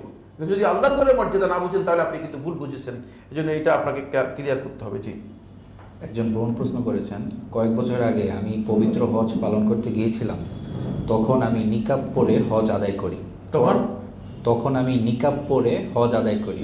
পরে আমার জানা হয়েছে যে হজের সময় নারীদের মুখ ঢেকে রাখা জায়েজ নয়, কিন্তু যখন আমি নিকাব পরেছিলাম তখন নির্ভরযোগ্য সূত্র থেকে আমাকে জানানো হয়েছিল যে এটা জায়েজ। এখন আমার হজ কি সহি হয়েছে? হ্যাঁ, আপনার হজ সহি হয়ে গেছে, যেহেতু আপনি একজন আলেমের ইজতিহাদ নিয়ে হজটা করেছেন। যদিও তার ফতোয়া ভুল হয়েছে, কিন্তু আপনার হজ সহি হয়ে গিয়েছে। তবে আপনার এই আমলটুকু মানে সঠিক ছিল না। যিনি ফতোয়া দিয়েছেন তিনি ভুল ফতোয়া দিয়েছেন। রাসূলুল্লাহ সাল্লাল্লাহু আলাইহি ওয়াসাল্লাম আব্দুল্লাহ ইবনে আব্বাস বর্ণিত সহিহ বুখারী হাদিসের মধ্যে এসেছে, ওয়ালা তানতাকিবুল মারআতু ওয়ালা তালবাসুল কুফাযাইনি, নারী কোনো অবস্থায় নিকাব পরবে না এবং হাত মোজা পরবে না। নিকাব পরবে না এবং হাত মোজা পরবে না। সুতরাং নিকাব করে আপনি যে হজটা করেছেন, যিনি জায়েজ বলেছেন তিনি ভুল মাসআলা দিয়েছেন। আর ভুল মাসআলা যদি ইজতিহাদি করে ভুল দিতেন তাহলে ভুলটা কি হতো? ছোট হতো। আল্লাহর রাসূলের বিপক্ষে গিয়ে দিয়েছে, ভুলটা একটু কি হয়ে গেছে, মানে আল্লাহ রাসূলের সহি হাদিস বাদ দেন, হাদিস আপনি অন্যদিকে নেন, আল্লাহ রাসূলের বিপক্ষে চলে গিয়েছে সরাসরি। আল্লাহ রাসূল সাল্লাল্লাহু আলাইহি ওয়াসাল্লাম ওয়ালা তানতাকিবুল মারআতু, নারী নিকাব করবে না, রাসূল সাল্লাল্লাহু আলাইহি ওয়াসাল্লামের বিপক্ষে গিয়ে আপনি ফতোয়া দিচ্ছেন। সুতরাং এই ফতোয়া মোটেও সঠিক হয় নাই, একটা বড় ধরনের ভুল হয়েছে। জি, হজে কোরবানি দিলে কি দেশে নিজের তরফ থেকে কোরবানি দেওয়া যাবে? হজের কোরবানি হচ্ছে হাদি জবে করা, পশু জবে করা। আর দেশের কোরবানি হচ্ছে কোনো ব্যক্তির কাছে সামর্থ্য থাকলে তার উপর যে কোরবানি খরচ হয় সেটা অবশ্যই তিনি ওই কোরবানি মানে তার যদি সামর্থ্য থাকে তিনি কোরবানি করবেন, তিনি সামর্থ্য থাকলে তিনি কোরবানি করবেন। আর হজের হাদিটা হচ্ছে শুধু হজের নুসুক, হজের সাথে সম্পৃক্ত, এটা ওই কোরবানির সাথে সম্পৃক্ত নয়, ওই কোরবানির সাথে সম্পৃক্ত নয়। এই মাসআলার মধ্যে আলেমদের দ্বিমত রয়েছে। বিশুদ্ধ বক্তব্য হচ্ছে তিনি কোরবানির সামর্থ্য থাকলে কোরবানি করবেন, দেশে কোরবানির সামর্থ্য থাকলে কোরবানি করবেন। নিজের হজ শেষে কি মৃত বাবার জন্য ওমরা করা যাবে? নিজের হজ শেষে মৃত বাবার হ্যাঁ, হজের শেষে যদি আপনি মিকাত থেকে আপনি যদি ইহরাম করে আসে অন্য কারো পক্ষ থেকে উমরা করতে চান, উমরা করতে পারবেন। তবে অবশ্যই আপনার ইহরাম হতে হবে মিকাত থেকে। ইহরামটা হতে হবে কি, মিকাত থেকে ইহরাম হতে হবে। আপনি মিকাত থেকে ইহরাম না হলে আপনার হজের ইহরাম হবে না। যেহেতু বাংলাদেশিরা তাদের মিকাত থেকে ইহরাম করে তারপরে হজে ঢুকতে হবে। কারণ আপনি যদি মক্কা এখান থেকে সফর করে মক্কায় যান, মক্কায় গিয়ে যদি আপনি ইহরাম করেন আপনার ইহরাম হবে? হবে না। কেন হবে না? তার কারণ হচ্ছে আপনি আপনার মিকাত থেকে ইহরাম করেন নাই। এই জন্য অবশ্যই যারা উমরা অথবা হজ করবে বাংলাদেশ থেকে যাবে তারা মিকাত থেকে ইহরাম করতে হবে, অন্যথায় তাদের উমরা অথবা হজ কোনটাই হবে না। জি যে এই প্রশ্নটা কিছুটা এসেছে, তারপরেও একটু ক্লিয়ার করলে ভালো হবে। নিজের মৃত বাবার তরফে হজের সাথে কোরবানি দেওয়া যাবে? ওটা আমরা বললামই, হজে তামাত্তু করবেন এবং তার পক্ষ থেকে কোরবানি করবেন, তার পক্ষ থেকে কোরবানি করবেন। যদি আপনার সামর্থ্য থাকে আপনি তার পক্ষ থেকে কোরবানি করবেন, এটা করাটাই উত্তম, এটাই উত্তম। তার পক্ষ থেকে মানে তার পক্ষ থেকে কোরবানি করার মতো মানে হজের হাদিস জবে করার মতো সুযোগ তো আর জীবনে কোনোদিন পাবেন না। পাবে কিনা? কোনোদিন পাবে না, জীবনে আর কোনোদিন পাবে না। সুতরাং তার পক্ষ থেকে অবশ্যই কি করবেন, কোরবানি করবেন। জি, হারাম শরীফকে কেন্দ্র করে 7 তাওয়াফের সময় কি কোনো দোয়া পড়তে হয়? হ্যাঁ, তাওয়াফের সময় সুনির্দিষ্ট প্রত্যেক তাওয়াফের আলাদা আলাদা দোয়া নেই। তবে একটি দোয়া রাসূলুল্লাহ সাল্লাল্লাহু আলাইহি ওয়াসাল্লাম শিক্ষা দিয়েছেন, সেটা হচ্ছে রুকনে ইয়ামানি থেকে আরম্ভ করে হাজির আসওয়াদের কোণা পর্যন্ত এই দোয়াটি পড়া হচ্ছে সুন্নাহ। সেটা হলো রব্বানা আতিনা ফিদ দুনিয়া হাসানা ওয়া ফিল আখিরাতি হাসানা ওয়া কিনা আযাবান নার। ইমাম শাফি রহমাতুল্লাহ বলেন আল্লাহ রাসূল সাল্লাল্লাহু আলাইহি ওয়াসাল্লাম যেহেতু এই দোয়াটা শিক্ষা দিয়েছেন, এই দোয়াটা পুরো তাওয়াফের মধ্যে যদি কেউ পড়ে তাহলে আমি মনে করবো যে এটা উত্তম কাজ। আর এছাড়া আপনি যে কোনো দোয়া করতে পারেন, সেখানে আপনি দরুদও পড়তে পারেন, দোয়াও করতে পারেন। আমরা একটা বিষয়ে গুরুত্ব দিয়েছি, সেটা হলো এই দোয়া। এর ক্ষেত্রে দোয়া দুই প্রকার, এটা কি আপনারা জানেন তো? না, দোয়া যে দুই প্রকার আপনারা জানেন তো? কে সবাই? হ্যাঁ, দোয়া দুই প্রকার, যে এটা জানেন কিনা? একজন জানেন কি বলতেছেন? দোয়া দুই প্রকার, একটা হচ্ছে দোয়া উমাসালা আর হচ্ছে দোয়া উসানা। দোয়া উমাসালা হচ্ছে ওই দোয়া যে দোয়ার মাধ্যমে আপনি আল্লাহ তাআলার কাছে কিছু চাইবেন, আল্লাহ এক বস্তা চাল দেন, কিছু ডাল দেন, একটা গাড়ি দিন, একটা বাড়ি দেন, মানে আল্লাহর কাছে কিছু চাওয়া, এটা হচ্ছে দোয়া মাসআলা। দোয়া মাসআলাটা এটা আল্লাহ রাব্বুল আলামিনের কাছে করতে পারেন, আল্লাহ তাআলা পছন্দ করেন দোয়া করাটা। কিন্তু দোয়া মাসআলাটা আল্লাহ তাআলার কাছে অনেক বেশি পছন্দের না। দোয়া উসানা হচ্ছে প্রশংসা, যে দোয়ার মধ্যে আল্লাহ তাআলার প্রশংসা আছে, মানে এটা হচ্ছে দোয়া মাসআলা। এটা আল্লাহ তাআলার কাছে সবচেয়ে বেশি প্রশংসা, সবচেয়ে বেশি প্রশংসা এবং সবচেয়ে বেশি গ্রহণযোগ্য। এই জন্য দোয়া করার ক্ষেত্রে দোয়া উসানা যেটা, এটাকে অগ্রাধিকার দিবেন। দোয়া মাসআলা আছে, বুঝলেন না, ডাল চাইলে আলু চাওয়াচ্ছে আল্লাহর কাছে, আল্লাহর প্রশংসাটা সবচেয়ে বেশি গুরুত্বপূর্ণ, আল্লাহর প্রশংসাটা বেশি করবেন। দেখেন ইউসুফ ইবনে মাত্তা আলাইহিস সালাতু ওয়াস সালাম গভীর পানির মধ্যে, গভীর অন্ধকারে মাছের পেটের ভিতরে চলে গিয়েছে। এর চেয়ে বড় মুসিবত আছে? মানে যদি নদীর ভিতরে চলে যেত তাহলে তো মুসিবত, কিন্তু নদীর ভিতরে যান নাই, শুধু নদীর ভিতরে গিয়ে মাছের পেটের ভিতরে চলে গেছেন। মুসিবত, এর চেয়ে বড় মুসিবত আছে? এর চেয়ে বড় বিপদ আছে? কিন্তু দেখেন তিনি আল্লাহ তাআলার কাছে দোয়া করতেছেন, বলতেছেন সুবহানাকা লা ইলাহা ইল্লা আনতা, লা ইলাহা ইল্লা আনতা সুবহানাকা ইন্নী কুনতু মিনাজ জালিমিন। দেখেন লা ইলাহা ইল্লা আনতা, আপনি ছাড়া সত্যিকার কোনো মাবুদ নেই, সুবহানাক, আপনি পুত পবিত্র, ইন্নী কুনতু মিনাজ জালিমিন, আমি জালেমদের অন্তর্ভুক্ত হয়ে গেছি। একবারও বলছে যে আল্লাহ আমি মাছের পেটে ঢুকে গেছি, আমার উদ্ধার করেন? আছে? আছে এর মধ্যে? দেখছেন? কিন্তু শুনেন, তিনি বুঝেন। এই জন্য দোয়া মুস্তানাটা সবচেয়ে বেশি গুরুত্বপূর্ণ। ফলে রাসূলুল্লাহ সাল্লাল্লাহু আলাইহি ওয়াসাল্লাম বলেছেন, খায়রুদ দুআ মা কুলতু ওয়ান নাবিয়্যুনা মিন ক্বাবলি, সবচেয়ে উত্তম দোয়া, শ্রেষ্ঠ দোয়া, যে দোয়াটি আমি এবং আমার পূর্ববর্তী সমস্ত নবীরা বলেছেন, সেটা হচ্ছে লা ইলাহা ইল্লাল্লাহ ওয়াহদাহু লা শারীকা লাহু লাহুল মুলকু ওয়া লাহুল হামদু ওয়া হুয়া আলা কুল্লি শাইইন কাদির। দেখেন এর মধ্যে কোথাও একথা আছে যে আল্লাহ কিছু দেন আমাদেরকে? কিচ্ছু নেই। দেখছেন? আল্লাহ তাআলার প্রশংসা যদি করেন তাহলে সবচেয়ে উত্তম। এখানে কোরআন তেলাওয়াত করতে পারেন, এখানে অধিক পরিমাণে দরুদ পাঠ করতে পারেন। দ্রুত যান, আর সময় দিতে পারবো না। তাওয়াফ করার সময় ওযু নষ্ট হয়ে গেলে তখন কি করতে হবে? তায়াম্মুম করে বাকি তাওয়াফ সম্পূর্ণ করা যাবে কি? না, তাওয়াফ করার সময় যদি উজু নষ্ট হয়ে যায়, আপনি বেরিয়ে আসবেন, বেরিয়ে এসে উজুর জায়গা আছে, একটু জিজ্ঞেস করলে লোকদেরকে পেয়ে যাবেন। শুধু উজু হলে উজুর জায়গা আছে, স্পটে উজুর জায়গা আছে, শুধু উজু করে আপনি এসে তারপরে তাওয়াফ করবেন। তায়াম্মুম করা বৈধ নয়, কারণ তায়াম্মুম এখানে তায়াম্মুম করবেন কেন? পানি না থাকলে তায়াম্মুম, এখানে তো পানি আছে।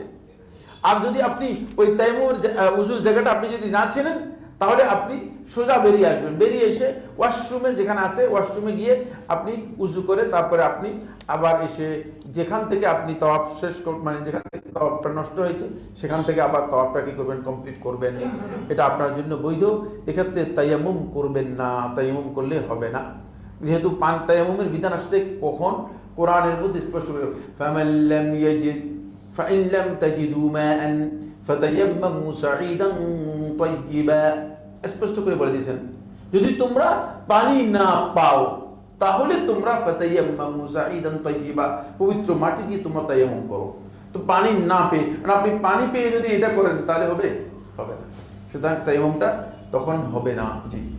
মহিলাদের ক্ষেত্রে সালোয়ার পরে এর উপর সেমিলং খিমার পরে হজের কার্যাবলী করা যাবে কি? পায়ের পাতা মোজা পরা থাকবে এবং জুতা পরা থাকবে এই অবস্থায়? হ্যাঁ, করতে পারেন, করতে কোনো ধরনের বাধা নেই, করতে কোনো ধরনের বাধা নেই। তবে অবশ্যই সালোয়ারটা আপনাকে মানে খেয়াল রাখতে হবে যে মানে সালোয়ারটা এমন যেন না হয়, আমরা তো এগুলো আলোচনা করি নেই, এটা অনেক লম্বা আলোচনা রয়েছে। সেটা হলো পোশাকটা এমন যাতে না হয় দৃষ্টি আকর্ষিত হয়।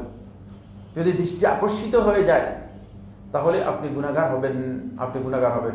মানে পোশাকের মধ্যে দৃষ্টি আকর্ষণ করে আপনি সালোয়ারটা পরে গেলেন, এমন মানে কাপড় যেটা দূর থেকে মানে চকচক করতেছে, আর সবাই কি এখানে কি, এখানে কি, মানে কারণ মানুষ তো না দুর্বল অন্তরের অধিকারী যারা আছে, আল্লাযীনা ফী কুলুবিহিম যায়গুন, যাদের অন্তরের মধ্যে মানে বক্রতা আছে, অথবা আল্লাযী ফী কলবি ইয়াতমাউ ফী কলবিহি, যার অন্তরের মধ্যে মানে ত্রুটি আছে, মানে ভুল আছে, সে তো মানে মনে করবে যে কি যে এটা আবার কি জিনিস।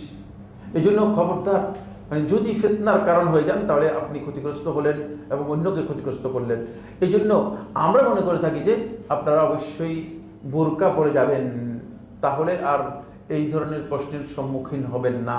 কিন্তু জায়েজ, এতে না জায়েজ বলার দলিল নেই আমার কাছে, দলিল না থাকলে আমি না জায়েজ বলতেও পারি না।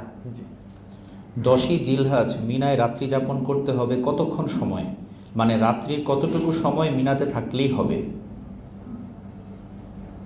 10ই জিলহজ মিনাতে রাত্রি যাপন করতে হবে। 10ই কে বলেছে কথা? 10ই জিলহজ তো আপনি মুজদালিফায় থাকবেন। প্রশ্নটা আপনার ভুল হয়ে গিয়েছে, সম্ভবত মুজদালিফা বুঝতে চেয়েছেন। 10ই জিলহজ মুজদালিফায় যদি নারী, শিশু অথবা অসুস্থ ব্যক্তি হয় তারা মধ্যরাত্র পর্যন্ত অপেক্ষা করে চলে আসতে পারবে, এটা ফ্যাসিলিটি আছে। যদি আপনারাও কেউ নারীদের সাথে যান তাহলে আপনারাও এই ফ্যাসিলিটি নিতে পারবেন, নারীদের কারণে আপনিও ফ্যাসিলিটেড হতে পারবেন। বুঝতে পেরেছেন কিনা? ওই নারীরা দুর্বল হওয়ার কারণে আপনি দুর্বলদের সাথে মানে কম্বল হয়ে যাবেন আর কি, আপনি দুর্বলদের সাথে কম্বল হয়ে যাবেন, ফলে আপনিও মানে মধ্যরাত্র পর্যন্ত থেকে চলে আসতে পারবেন। কিন্তু যারা সবল আছে, যারা পুরুষ আছে, তাদের জন্য সুন্নাহ হচ্ছে তারা একেবারেই ফজর পর্যন্ত থাকবে এবং ফজরের সলাত আদায় করবে। ফজরের সলাত আদায় করার পর সুন্নাহ হচ্ছে তিনি মাশআরুল হারামের দিকে যাবেন। মাশআরুল হারাম, সেখানে একটা ছোট্ট পাহাড় রয়েছে। আগে আর একটু উঁচা ছিল, এখন মানুষ ওই যে মাটি নিতে নিতে নিতে নিতে আস্তে আস্তে পাহাড় প্রায় মিশে আসে, মানে ছোট হয়ে গেছে। পাশে একটা মসজিদও আছে, ওই মসজিদটা হচ্ছে মাশআরুল হারাম মসজিদ। ওই মাশআরুল হারামের কাছে গিয়ে তিনি একেবারেই আলোক ফর্সা হয়ে যাওয়া পর্যন্ত, আলোকিত হয়ে ফর্সা হয়ে যাওয়া পর্যন্ত তিনি কিবলামুখী হয়ে দোয়া করবেন, কিবলামুখী হয়ে দোয়া করবেন। এখানে এতক্ষণ পর্যন্ত দোয়া করা সুন্নাহ। সুতরাং আমি আগেই বলেছি, আপনি যদি সুন্নাহকে ডিসকাউন্ট করেন তাহলে হজ্জে মাবরুরও ডিসকাউন্ট হয়ে যাবে। তো আপনি সুন্নাহকে ডিসকাউন্ট করার কোনো সুযোগ নেই, সুন্নাহকে আপনাকে বাদ দিয়ে আসার কোনো প্রয়োজন নেই। আর এসে কি করবেন? আপনি গিয়েছেন হজ করার জন্য, আপনি এখানে কি কারণে আপনি এই সমস্ত কাজ করবেন? এটা করার কোন দরকার নেই। আপনি এরপরে আপনি সূর্য উদিত হওয়ার আগেই মুজদালিফা থেকে রওনা করবেন মিনার উদ্দেশ্যে।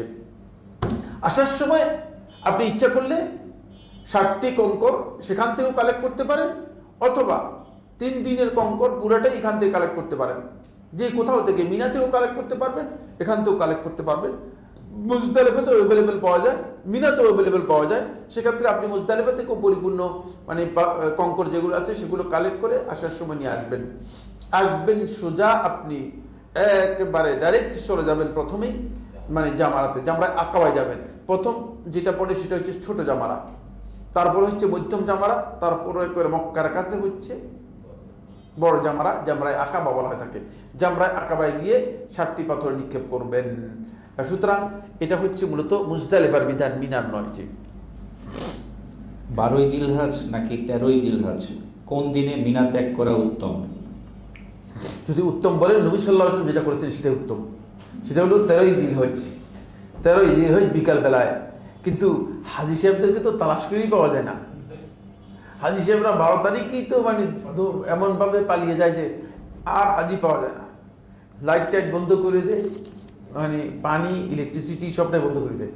বলতে হয় মুআল্লিমের কাজ অফিসে গিয়ে যে আমাদের 10 জন হাজী থাকবে, তাদের জন্য অন্তপক্ষে একটা লাইট চালু রাখবেন, পানি টানি চালু রাখবেন। অবস্থা এমন হয়ে গিয়েছে।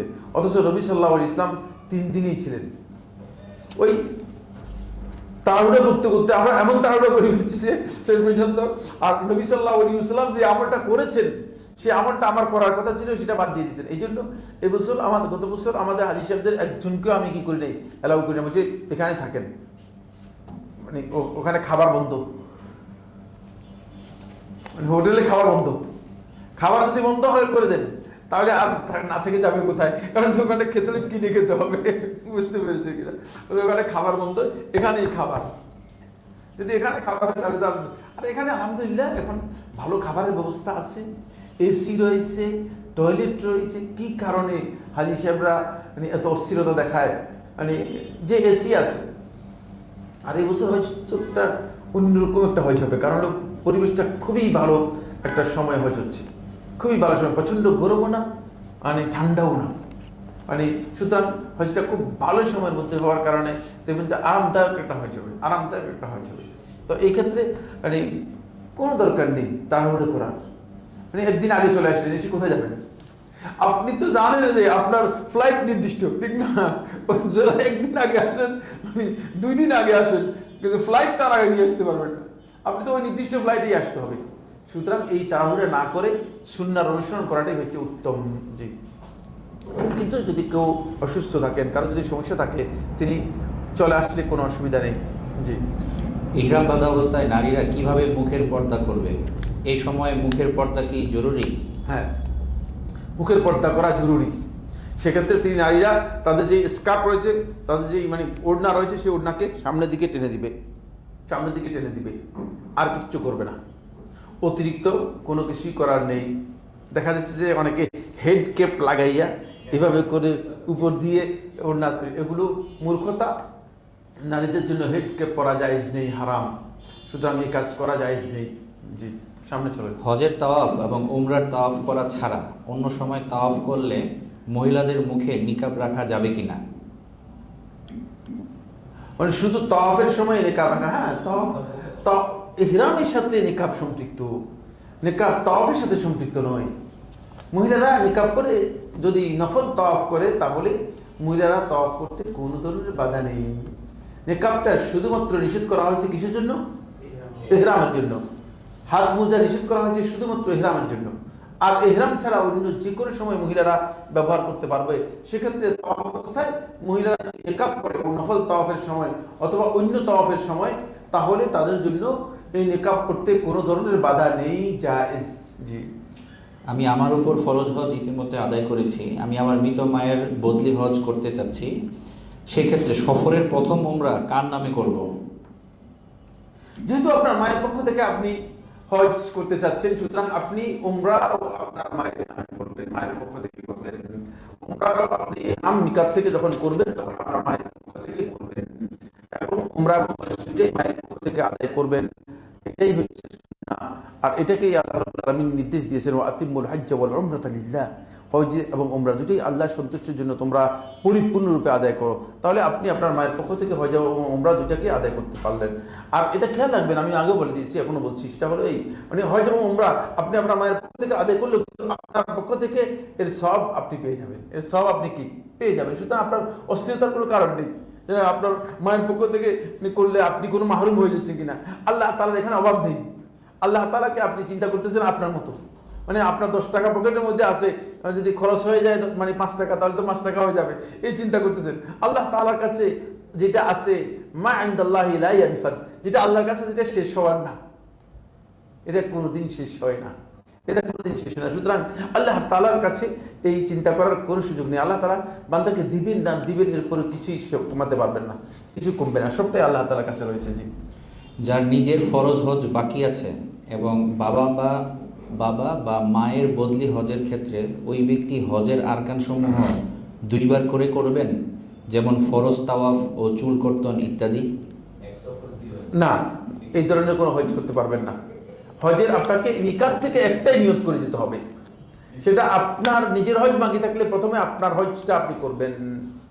এই সফরে 2টি হজ করার কোনো বিধান নেই। আর মিকাত থেকে 2 হজের নিয়ত করা, তাহলে হজ কোনোটাই হবে না। কালকে কোথায় যিনি বলেছিলাম যে হজ এবং উমরা কোনোটাই হয় নাই, কার একটা মাসালার উত্তরের মধ্যে বলে দিয়েছিলাম হজ এবং উমরা দুটোই হয় নাই। ফতোয়ার কারণে অনেকের হজ এবং উমরা হয় না। হয়তো কেউ এই ধরনের একটা ফতোয়া দিয়ে দিয়েছে যে আপনি দুইটা করে উমরা তওয়াফ করে ফেলবেন। না, তামাশা নয়, ইবাদত। খেয়াল রাখবেন যে ইবাদত কি নয়, তামাশা নয়। মানে আল্লাহ তাআলার সাথে তামাশা করার জন্য যাচ্ছেন, ব্যাপারটা এরকম না। এটা বিধান আছে, ওই বিধানের বাইরে গিয়ে যদি কেউ করে থাকেন তাহলে তার সেটা কি হবে না, আদায় হবে না, তার সাথে আদায় হবে না। সুতরাং আপনি আপনার পক্ষ থেকে আদায় করবেন, এটাই। জি, সময় শেষ, কিন্তু আর সময় নেই। মসজিদে কুবায় 2 রাকাত নামাজ আদায়ের জন্য কি নির্দিষ্ট কোনো দিন আছে? না, নির্দিষ্ট কোনো দিন নির্ধারণ নেই। তবে রাসূলুল্লাহ সাল্লাল্লাহু আলাইহি ওয়াসাল্লাম শনিবারে যেতেন, পায়ে হেঁটে যেতেন, হাদিস দ্বারা প্রমাণিত হয়েছে। যদি কেউ শনিবারে যান তিনি যেতে পারেন, কিন্তু যে কোনো দিন যান তাহলে তিনি এই ফজিলত পেয়ে যাবেন। তবে শনিবার কেউ যদি রাসূলুল্লাহ সাল্লাল্লাহু আলাইহি ওয়াসাল্লাম অনুসরণ করে শনিবারে যান তাহলে সেটাও যেতে পারেন। তবে শনিবারকে নির্দিষ্ট করে নেওয়ার বাধ্যবাধকতা নেই, মানে এই ফজিলতের জন্য বাধ্যবাধকতা নেই। জি, এই ফজিলত আপনি শনিবার ছাড়া যদি যান তাহলে আপনি পেয়ে যাবেন ইনশাআল্লাহ তাআলা। পরবর্তী প্রশ্ন, আমি জানতে চাই, যদি কোনো নারী হজে তামাত্তু করার নিয়ত করে বাড়ি থেকে বের হন এবং তার মাসিক শুরু হয়ে যায়, ফলে তিনি আগে উমরা আদায় করতে না পারেন, আর এই অবস্থায় জিলহজ মাসের 8 তারিখ এসে যায়, তাহলে তিনি কি করবেন? মাসিকের কারণে উমরা আগে আদায় করতে না পারলেও কি তিনি তামাত্তু হজ করতে পারবেন? তাকে কি তার নিয়ত পরিবর্তন করতে হবে? না, কিছু করতে হবে না, নিয়ত পরিবর্তন করতে হবে না। তার তামাত্তু মানে তার উমরা তিনি পালন করতে পারেন নাই, তিনি মানে এরপরে 8 তারিখে তিনি হজের নিয়ত করে ফেলবেন। 8 তারিখে তিনি হজের নিয়ত করে ফেলে হজে প্রবেশ করে যাবেন। হজে প্রবেশ করে হজের আহকামগুলো যেগুলো আছে সেগুলো পালন করবেন। যখন তাহারাত হাসিল হবে তখন তিনি আল্লাহর ঘরে তওয়াফ এবং সাই করবেন, আল্লাহর ঘরে তওয়াফ এবং সাই করবেন। এর মাধ্যমে তার হজ এবং উমরা দুটেই পালন হয়ে যাবে। জি। যদি আপনার সাথে নারী ও বয়স্ক মানুষ থাকে যাদের দেখাশোনা করতে হয়, তাহলে তাওয়াফ করার সময় এবং সাফা মারোয়ার মাঝে সাই করার সময় দ্রুত হাঁটা না হলে কি কোনো সমস্যা হবে? না, কোনো সমস্যা নেই। অসুস্থ লোক আছে, বৃদ্ধ লোক আছে, এখন এই বৃদ্ধ লোকেরা আপনি যদি হাঁটান, আপনি এ কাজ করতে যাবেন না, এ কাজ করতে যাবেন না। তখন আপনি যথাসম্ভব চেষ্টা করবেন যে মানে যেখানে দ্রুত হাঁটার সেখানে যদি সম্ভব হয় দ্রুত হাঁটবেন, আর নয় স্বাভাবিকভাবে হেঁটে আস্তে আস্তে কী করবেন, আস্তে আস্তে আপনি সাই করবেন। তবে মানে অবশ্যই খেয়াল রাখতে হবে যে কারো যদি শারীরিক কারণে, অক্ষমতার কারণে যদি শরীয়তের কোনো বিধান থাকে সেই বিধান বাদ পড়ে যায়। একটা মূলনীতি আমি বলে দিচ্ছি, একটা ফিকহি মূলনীতি বলে দিচ্ছি সবার জন্য, একটা ফিকহি মূলনীতি সবার জন্য বলে দিচ্ছি। লা ওয়াজিবা মাআল আজজি ওয়াল উজর, খুবই গুরুত্বপূর্ণ বিষয়। কোনো আজজ, অক্ষমতা অথবা অজর যদি থেকে যায় তাহলে আর শরীয়তের ওয়াজিব তার উপর থাকে না, ওয়াজিব রহিত হয়ে যায়। বুঝতে পেরেছেন বিষয়টা? সুতরাং এই বাধ্যবাধকতার বিধান রহিত হয়ে যাবে যদি আজজ এবং ওজর থাকে, অক্ষমতা থাকে। অক্ষমতার মাসালা আসলে ইসলাম এখানে উদারতা প্রদর্শন করেছে। এটা না হচ্ছে ইসলাম, এটা হচ্ছে ইসলামের সৌন্দর্য, ইসলামের সৌন্দর্য। সামনে চলেন, সময় শেষ হয়ে গেছে, আজান হয়ে গেছে। বড় প্রশ্ন, আমি অনেক আগে হজে গিয়েছিলাম, তাওয়াফে ইফাদা করার সময় এক চক্করে আমি হিজরে হাতিমে ঢুকে পড়েছিলাম, এটা না জেনে যে এটি কাবার অংশ। এ বিষয়ে সন্দেহ হয়, আমি আমার সাথে সাথে থাকা লোকদেরকে জিজ্ঞেস করি।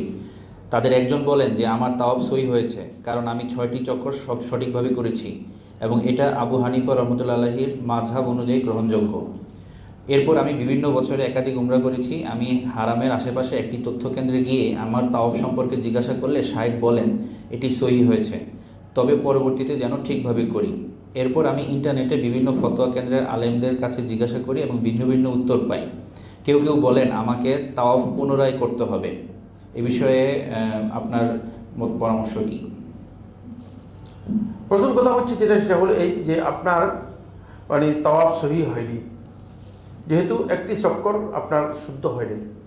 তাওয়াফের 7 চক্করই মূলত ফরজ, 7 চক্করই রুকুন। রাসূলুল্লাহ সাল্লাল্লাহু আলাইহি ওয়াসাল্লাম হাদিস থেকে বোঝা যায় মান তাওয়াফা বিল বাইতি উসবুআন, যে ব্যক্তি আল্লাহর ঘরে 7 চক্কর তাওয়াফ করলো। সুতরাং 7 চক্কর পুরোটাই কি বাধ্যতামূলক, পুরোটাই ফরজ। আপনার যেহেতু একটা চক্কর তাওয়াফ হয়নি, আপনি আবু হানিফা রাহমাতুল্লাহ আলাইহি মাযহাব কোত্থেকে তৈরি করেছেন জানি না, এটা নিজে তৈরি করেছেন। ফিকহ হানাফি ফিকহের মধ্যেও এই কথা বলা হয়েছে, হাতিমের মাঝখান দিয়ে যদি তাওয়াফ করে তাহলে তাওয়াফ হবে না। তাহলে আপনি মনে করছেন যে এখানে মানে বেআক্কল বেকুব বসে আছেন না, সমস্ত মাযহাবের কিতাব সবগুলো পড়া। বুঝতে পেরেছেন কিনা? সমস্ত মাযহাব, আল্লাহর মেহরবানি যে সমস্ত মাযহাবের সবগুলো কিতাব পড়া, একবার দুইবার পড়া না, বহু কিতাব আছে বহুবার পড়া। বুঝতে পেরেছেন কিনা? সুতরাং প্রশ্নই আসে না আপনি হানাফি মাযহাবের যে বক্তব্য কোট করেছেন ভুল বক্তব্য কোট করেছেন।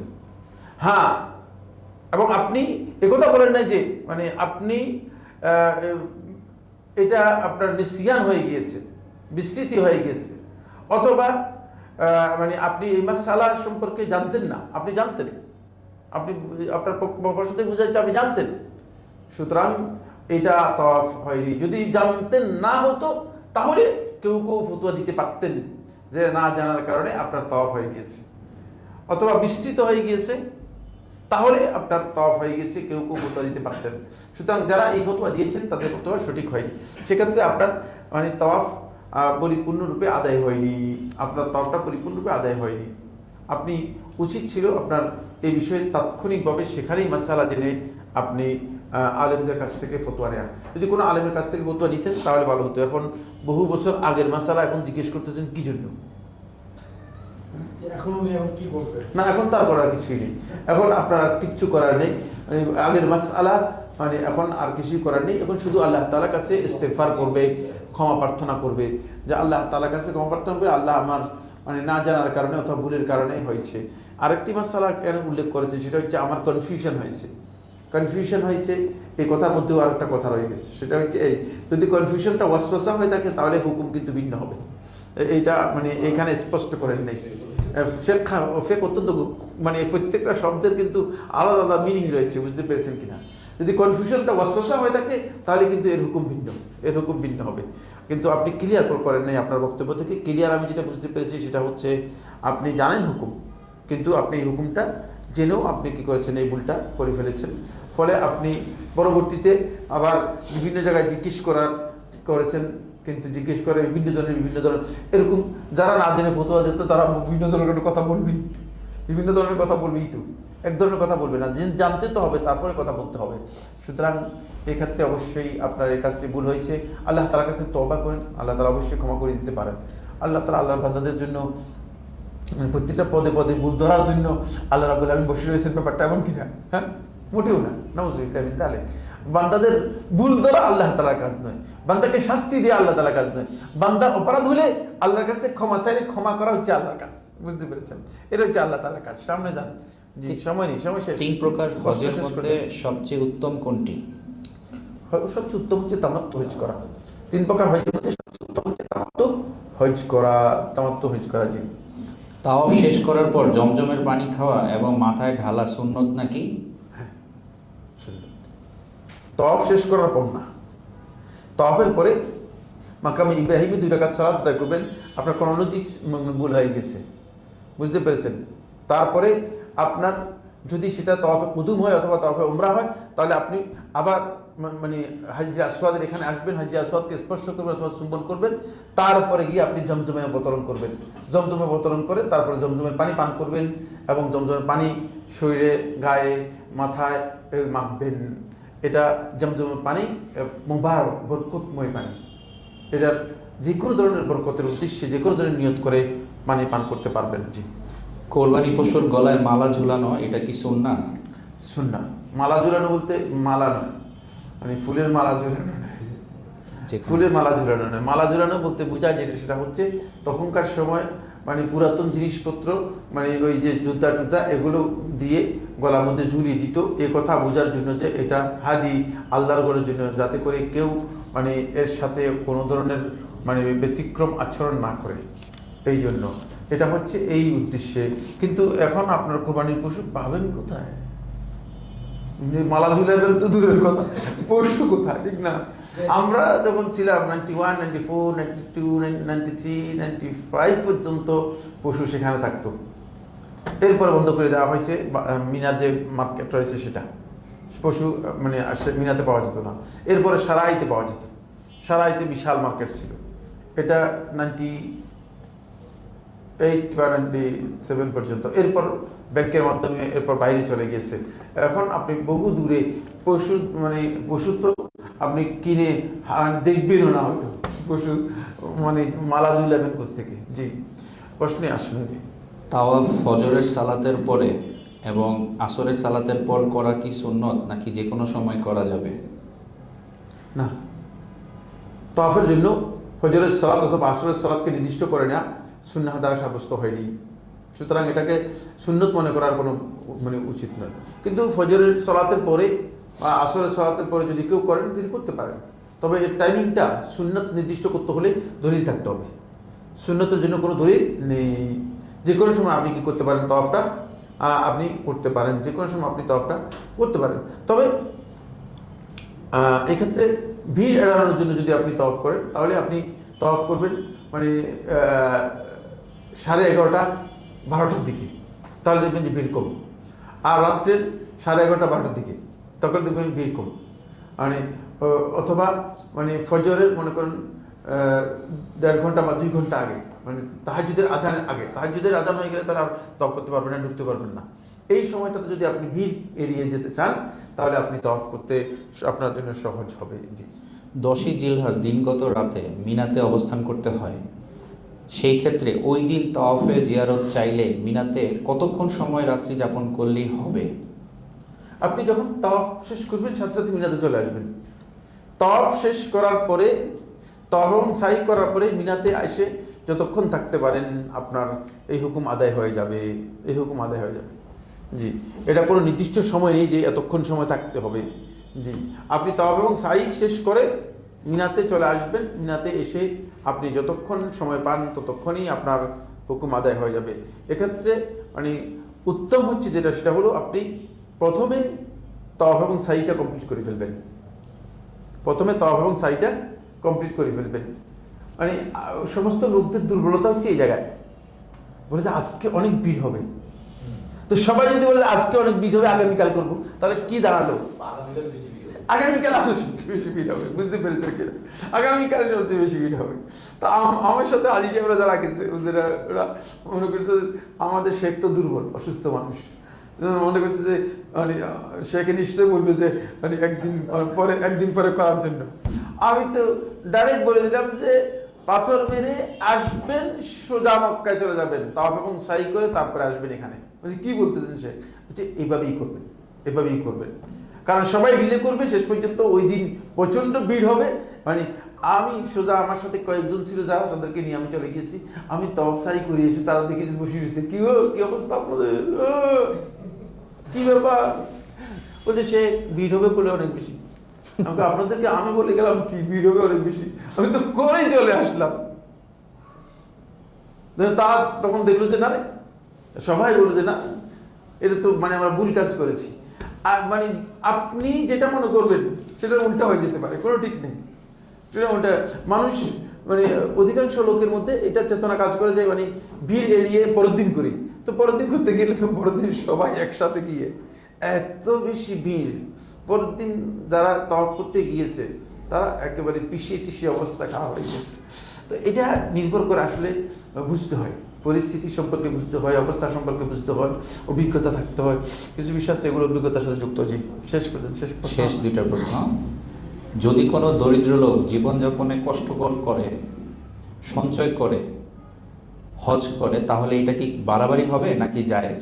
না, বাড়াবাড়ি ছাড়া কোনো সন্দেহ নেই, বাড়াবাড়ি ছাড়া কোনো সন্দেহ নেই। আল্লাহ তাআলা যেটা করতে বলেন নাই সেটা করতে যাওয়াটাই বাড়াবাড়ি, ঠিক না? আপনি কষ্ট করবেন, আপনি কষ্ট করে টাকা জমা করবেন, কে বলছে আপনাকে এই কাজ করতে? মোটেও আল্লাহর বিধান নয়, আল্লাহর বিধান এটা নয়। আল্লাহর বিধান হচ্ছে আল্লাহ তাআলা যে টাকা দিয়েছেন সেটা খরচ করে ফেলবেন। জমা হয়ে গেলে কোনো কারণে আপনার কোনো হজ ফরজ হবে না, হজ ফরজ হবে না। হজ ফরজ না হলে কোনো অসুবিধা নেই। আমার একটা জুমার খুতবা রয়েছে, যারা হজ আদায় করতে পারবে না, ওই সমস্ত আমল, যে আমলের মাধ্যমে হজ উমরা দুইটার ফজিলত দেশে থেকে পেয়ে যাবেন, বুঝতে পেরেছি না? আমার জুমার একটা খুতবাই রয়েছে আলাদা এই বিষয়ের উপর, জেনে নিবেন এগুলো। তাহলে আপনার দরকার নেই হয় যে আপনি হজ এবং উমরা সব এমনি এখানে বসে পেয়ে যাবেন, যেখানে ঘরে বসে হজ এবং উমরা সব পেয়ে যাবেন। আপনি কি কারণে মানে নিজে কষ্ট করে, স্ত্রী পুত্র সবাই সন্তানদের কষ্ট করে না খেয়ে আপনি জমা করবেন টাকা? প্রশ্নই আসে না, এই সঞ্চয় করার বিধান নেই। জি, শেষ প্রশ্ন। আরাফার দিন শুক্রবারে হওয়া কি ফজিলতপূর্ণ? হ্যাঁ, ফজিলতে কোনো সন্দেহ নেই। কারণ হচ্ছে এক নম্বর হচ্ছে ইয়মে আরাফা আফদাল আইয়ামিল্লাহ, আল্লাহর শ্রেষ্ঠ দিনগুলোর মধ্যে একটি। এরপরে যুক্ত হয়েছে মানে আল্লাহ তাআলার মানে বছরের মধ্যে সবচেয়ে শ্রেষ্ঠ যে দিনগুলো রয়েছে তার মধ্যে ইয়মুল জুমা হচ্ছে শ্রেষ্ঠ দিন। তো দুইটি ফজিলত একসাথ হয়ে গিয়েছে, এইটা কোনো সন্দেহ নেই যে এটি অত্যন্ত মর্যাদাপূর্ণ, এটা অত্যন্ত গুরুত্বপূর্ণ এবং অত্যন্ত মর্যাদাপূর্ণ। ফলে মানে এই দিনটা যদি ইয়মে আরাফা এবং ইয়মুল জুমা একসাথ হয়ে থাকে তাহলে এটা ফজিলতের দিক থেকে সবচেয়ে বেশি শ্রেষ্ঠ ফজিলতপূর্ণ দিবস। কারণ দুইটা ফজিলত একসাথ হওয়ার কারণে এই ফজিলতটুকু পাওয়া যাবে। জি, শেষ। আলহামদুলিল্লাহ, আমাদের প্রশ্ন সবগুলো শেষ হয়েছে। আলহামদুলিল্লাহ। জি, আলহামদুলিল্লাহ, আমরা ঈশার নামাজ পড়বো তো শেখ? হ্যাঁ, ঈশার সালাত থেকে জি, আমরা উপরে ইনশাআল্লাহ ঈশার সালাত আদায় করবো জামাতের সাথে। জি, তাহলে শেষ করে দিন। সুবহানাকাল্লাহুম্মা ওয়া বিহামদিকা আশহাদু আল্লা ইলাহা ইল্লা আনতা আস্তাগফিরুকা ওয়া আতুবু ইলাইক। এবারে যারা হজে যাচ্ছেন আমাদের জন্য দোয়া করবেন যেন আল্লাহ সুবহানাহু ওয়া তাআলা সবাইকে তৌফিক দান করেন। বারাকাল্লাহু ফিকুম। নাসিয়া ফাউন্ডেশনের জন্য দোয়া করবেন। জাযাকুমুল্লাহু খাইর। আসসালামু আলাইকুম ওয়া রাহমাতুল্লাহি ওয়া বারাকাতুহু।